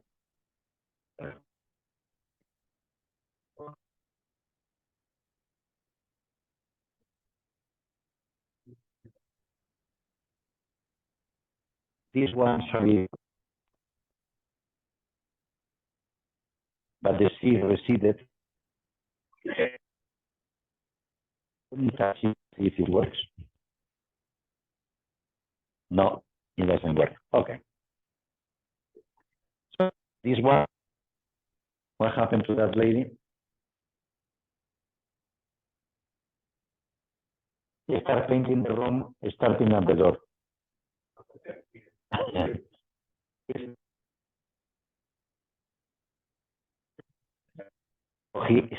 She's blocking her way out. Cough.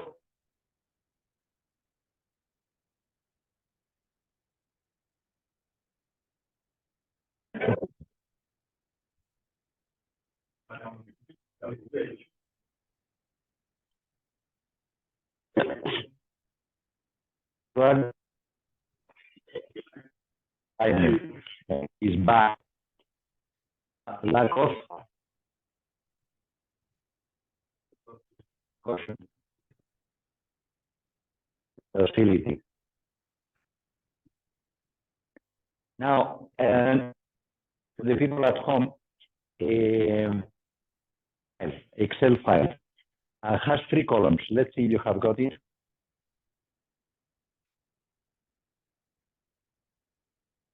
Have you?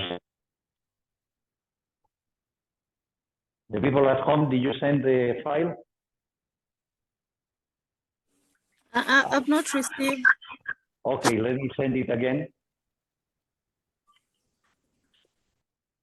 Let me send it again, and I have to send it by the chat, and I have to go to here, 9 Prudence. Okay, it's going. Have you received it? It's in the chat.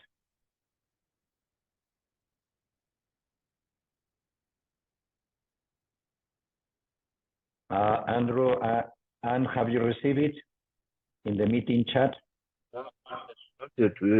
I've not seen anything in the chat. On the chat, yes, I have put it again. Let me try again. And the computer is telling me that it is there in the chat. Prudence elements XLSX sent successfully to everyone.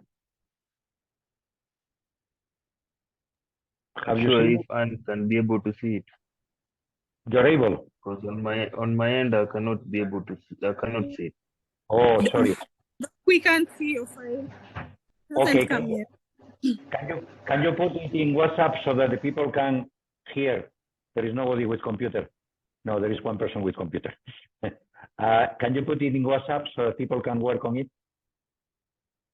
Send again. Okay, Jeremy, I send it again. There it goes.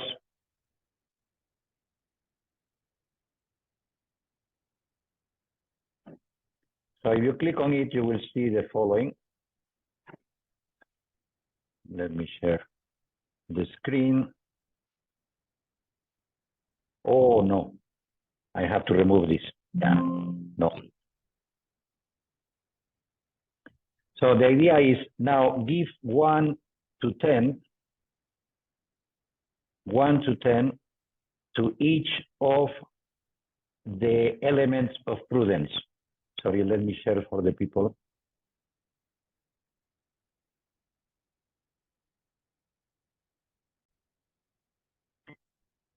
So the column A is your boss. So if he's aligned or she's aligned, how much experience he has or she has in that particular job. If he has or she has insights, reasoning, creativity. So we make a map of the prudence of your boss, if your boss is prudent. Column B is yourself. You are going to compare yourself with your boss. If it doesn't come on the phone, you can do it in paper. There is no problem.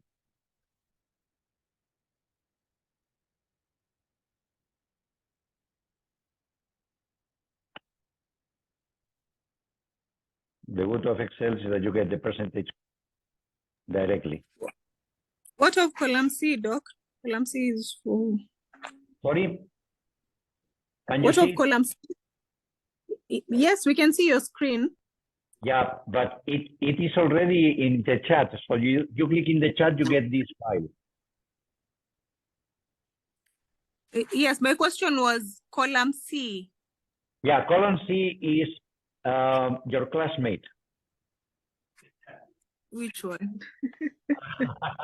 Choose of the people who are online, and then you compare with him.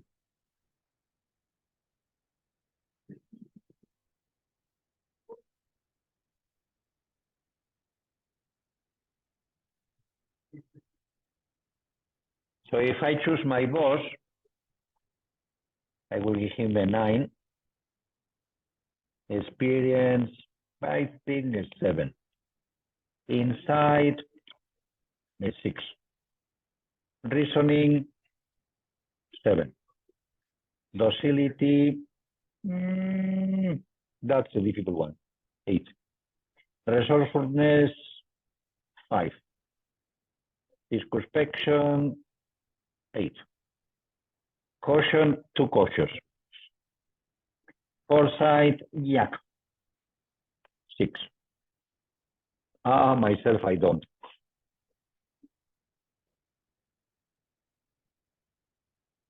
That is not a bad boss, 72%.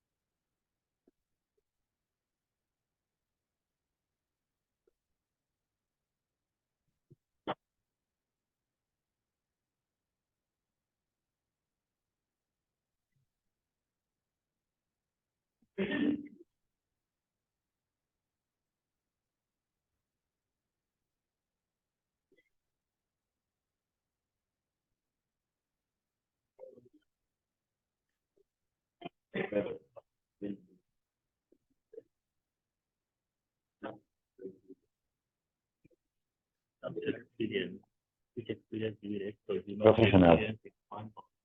Professional experience.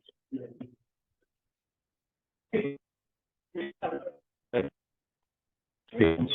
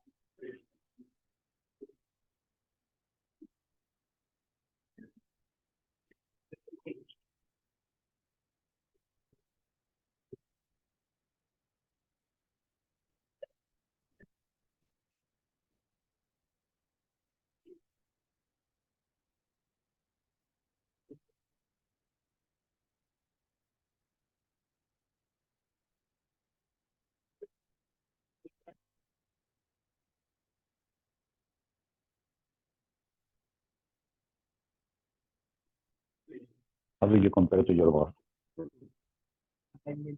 Because I told you can be very No. Add the total.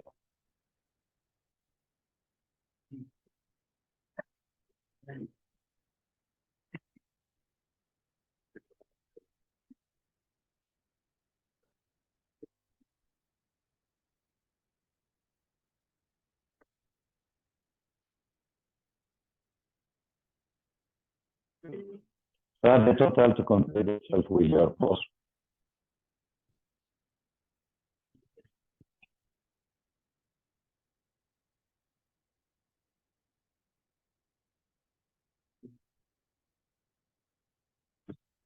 Engineers are using calculators for this sum.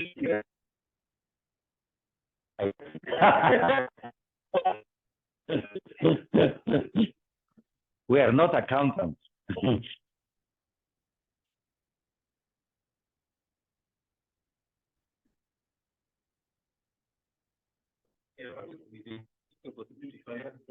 So, so what is your position in the chart? And your boss 65. No, my boss is very excellent.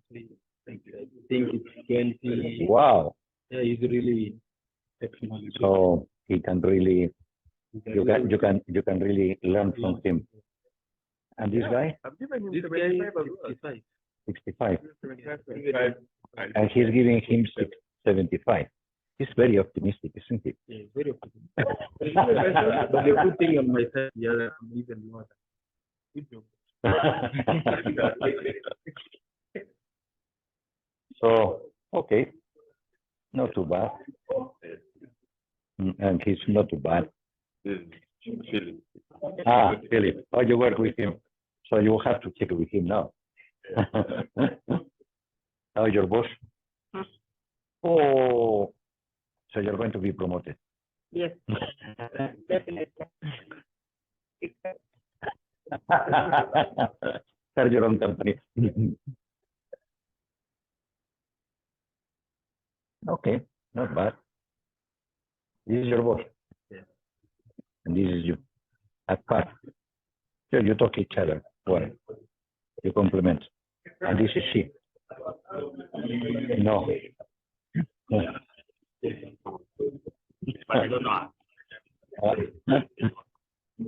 How is your boss? Wow. But you can learn a lot from the boss. That is super boss. Good boss? No, this is you, your boss. So not too much difference, but you can be promoted. So feel your question now regarding your boss. Where are you?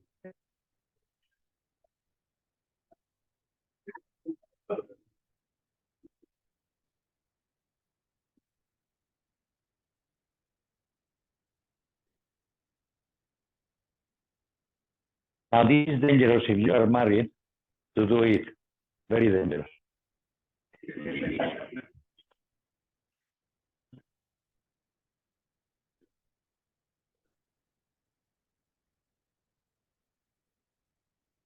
Very good. So we can continue. So going to plans are only good intentions unless immediately degenerate into hard work. That is the problem. Prudent person is the one who works, put the things in. Now there prudent areas or prudent people have to be chosen, have to direct many people. So the more people are under you, the more prudent you have, because the consequences are terrifying. So if you have a bad leader, a bad president, the country is in trouble. If you have a prudent president, then the country can, with difficulties, will eventually become very good. So we need personal prudence to direct ourselves, but in the family, have to be, in order for children to be prudent, as well, in political, in the military. So wherever the more responsibilities we have, the more prudent we have to be. So there are 6 questions, but normally these are shortcuts for the 9 elements of prudence, and which is what, why, who, where, when, how. This is the 5 W's and the H, which is traditional even for writing.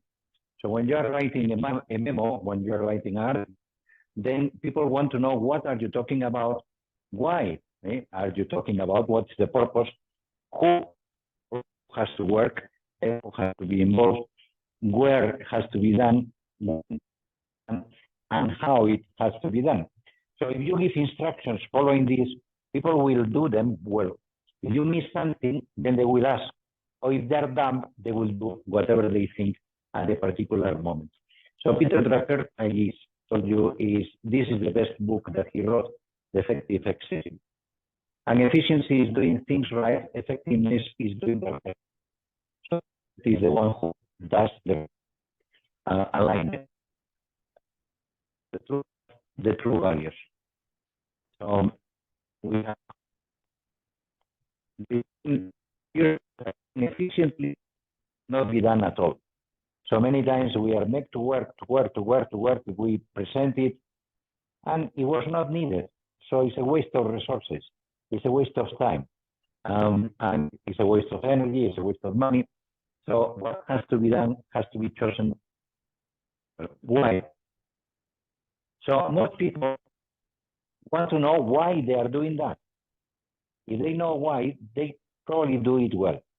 If they don't know why they are doing it, they don't have the motivation, especially in technical jobs, especially intellectual jobs. Who has to be that? So,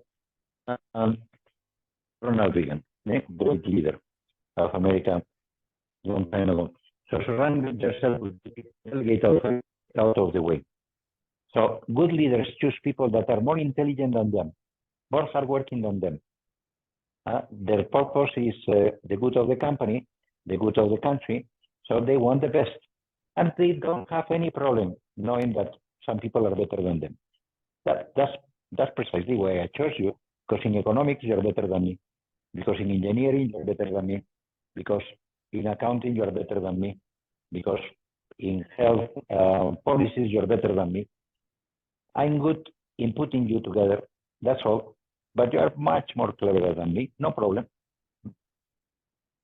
Where company cultures are like country culture, never to one. Try instead to work with what you have got.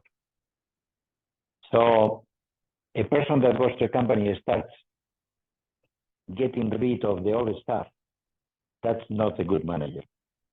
Why? Because he is losing all the experience of the company. That happened to Boeing. So in Boeing, why the 2 Boeings crashed? And they have incredible losses, all the prestige that they have. Because when they merged with another company like this, Lockheed, the bosses were more interested in the returns in a stock exchange than the quick gains, rather than the long future.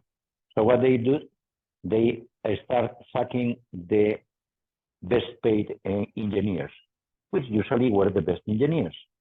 They start sacking the best technicians, the best workers. Why? Because they had better salary, they have been many years in the company. and they recruit people that were cheap. And then in that way, they became just a stock exchange, and then they cut all types of corners, and they didn't have the engineering tradition that they had because they lost it for quick gains. So what happens? Airbus starts producing a model that is cheaper in running fuel than their models because they had a big engine, a bigger engine. But they couldn't put the big engine in the models that they had because it will hit the ground. They were lower. So what did they do? They put the engine, and then they realized when they did the trials that it was pitching up too much. So they say, okay, let's put a computer that happens it down automatically. Now they tell is that the pilots don't need extra training. They don't put a fallback cutoff or for the pilots to do. And then what happens? You kill, I don't know how many people in total, Malaysia and Ethiopia. So the culture. So where that is important. When until we can manage time, we cannot manage nothing else. So if we are not properly controlling our time and the time of the people that are under us, we cannot control anything. And how? So we now accept that learning is a lifelong process of keeping abreast of change. And the most pressing task is to teach people how to learn. So learning always. So 5 are important. So let's go back to the 5 W's and 1 H.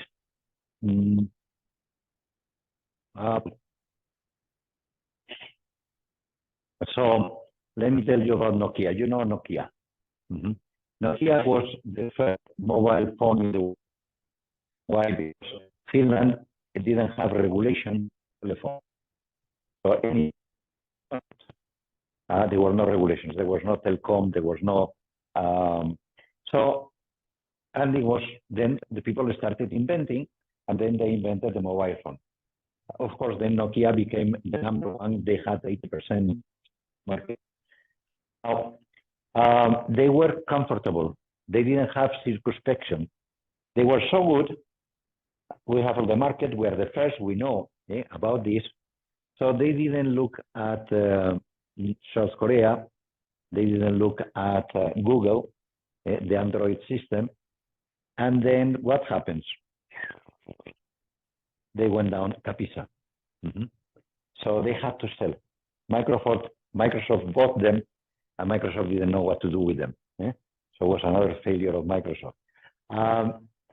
So what happened? Now, the CEO, a grown-up man, and from Finland, that they are not very expressive, cried when he was telling the people that they had to sell and that they went down. And he was crying, physically crying, and saying, we didn't do anything wrong. Yeah, man, you did something wrong. You were not prudent. You didn't have circumspection. You have to be circumspected. So what, why, who, where, when, how? This is important. So we have seen this, all this. So already prudence. Prudence that is an intellectual virtue, but is practical, telling us what to do, what is good to do now. Do it, please, do it. But as we have seen, we need fortitude because there are going to be problems and we have to overcome those problems. And we will get tired and get discouraged, and we have to continue until we get the thing done. And then we need temperance because if we start drinking or start overeating or we get into any addiction or whatever, then we will not do it because it's too hard. So, and we need justice that is help, if we work with people, we be trusted. And if we are not just, there is peace, there is no trust. So we need all the virtues. So let's go to temperance, which is self-control, basically, or is moderation. So there are different words to this. Don't compare temperance to temperament. They are not the same. Temperament is a characteristic of our body that gets the first impressions, and then the moderation or self-discipline is the strength. It's a strength that helps us to be balanced in seeking good and avoiding evil for corporal things, for this. So in drinker, the person who is moderated is sober. Doesn't mean that doesn't drink. It means that he drinks or she drinks, but in moderation, never gets drunk. This is one of the surprises that I had. When I was young, in Spain, we drink a lot of wine. A lot means every day. At lunch, you take a glass of wine, dinner, you take a glass of wine. And I never saw a drunkard in my life in Spain. Any drunkard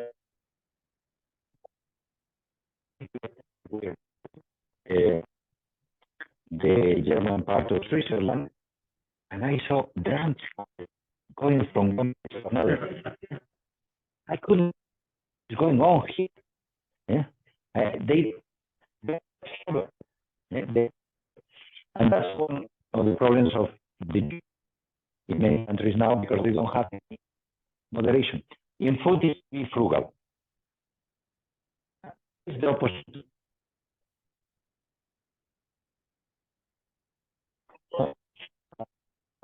Over drinking. What is the opposite of being frugal in food? Glutton. That's good. So in reproduction, what is the opposite?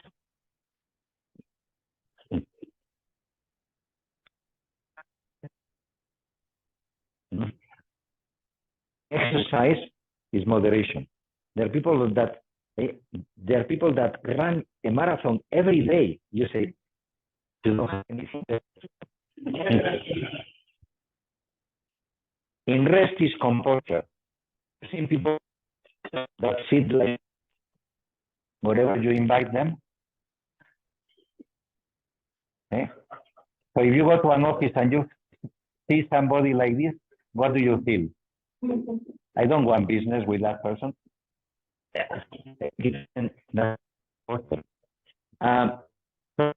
The eyes, it could be addiction to television, addiction to anything. So you get in front of the television, 12 o'clock or 1 o'clock in the morning, and the ears is gossip. What is gossip? To talk badly about people who are not present.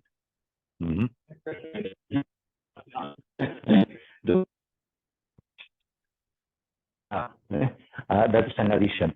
So benefits of moderation. I'm here because I have a very important message. I think we have found the most important factor for success. And it was found close to here, Stanford. Psychology professor took kids that were 4 years old and put them in a room all by themselves. And he would tell the child, a 4-year-old kid, Johnny, I'm going to leave you here with a marshmallow for 15 minutes. If after I come back, this marshmallow is here, you will get another one. So you will have 2.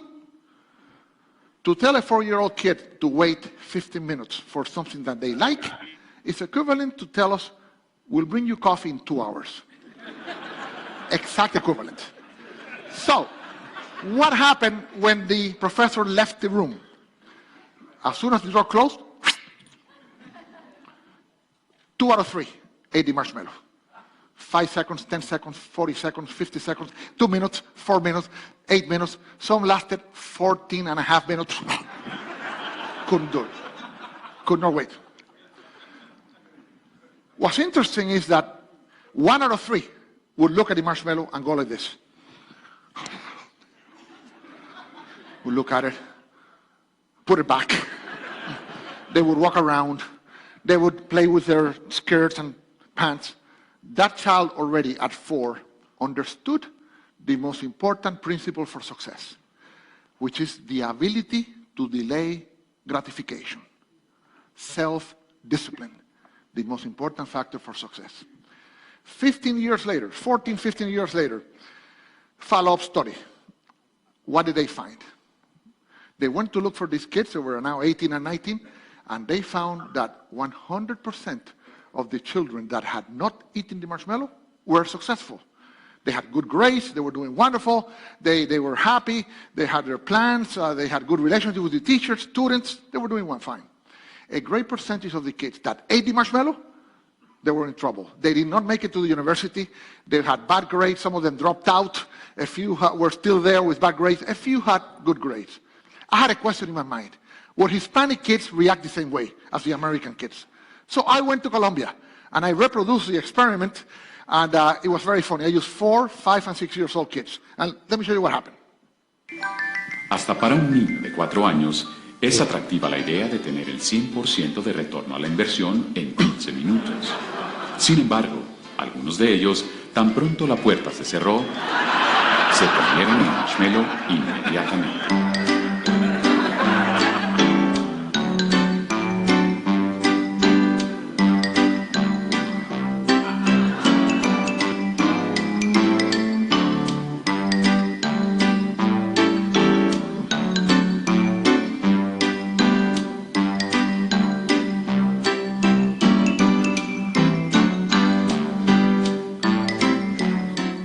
Otros, en cambio, resistieron el impulso.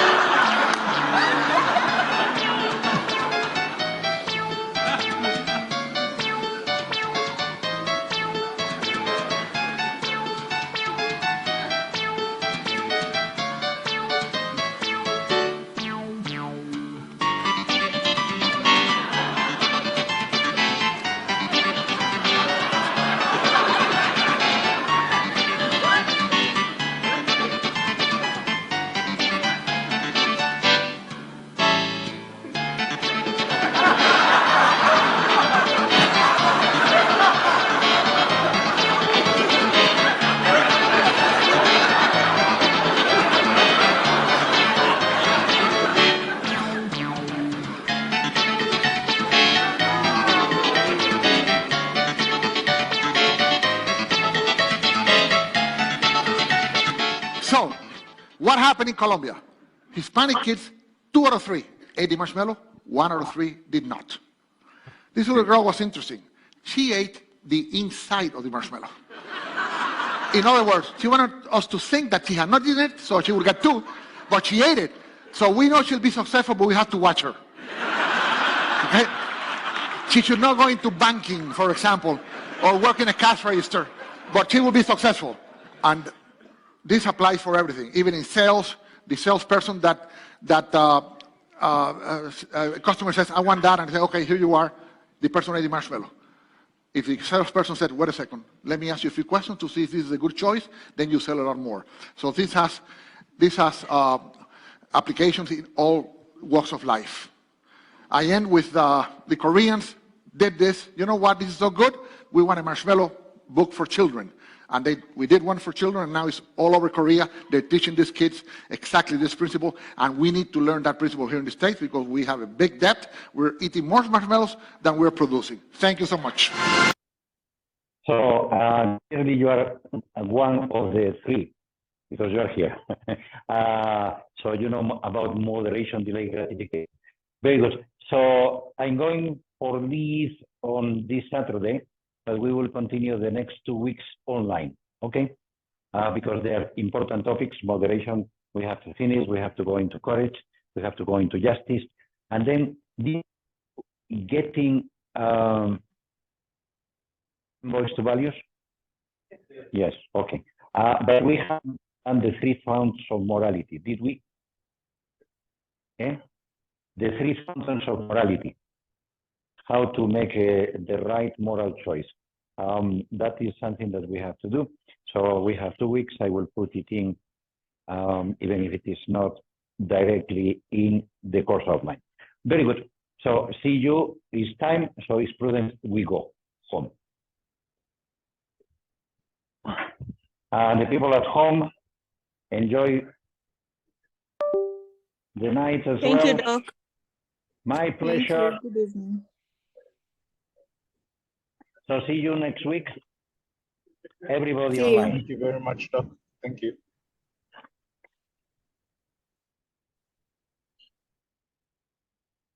And yeah.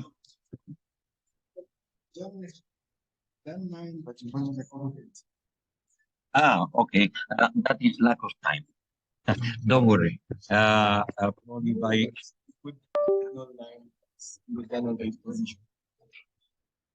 okay, let's correct that. That's easy. That's easy to correct. So bye bye everybody. Yep, let's go.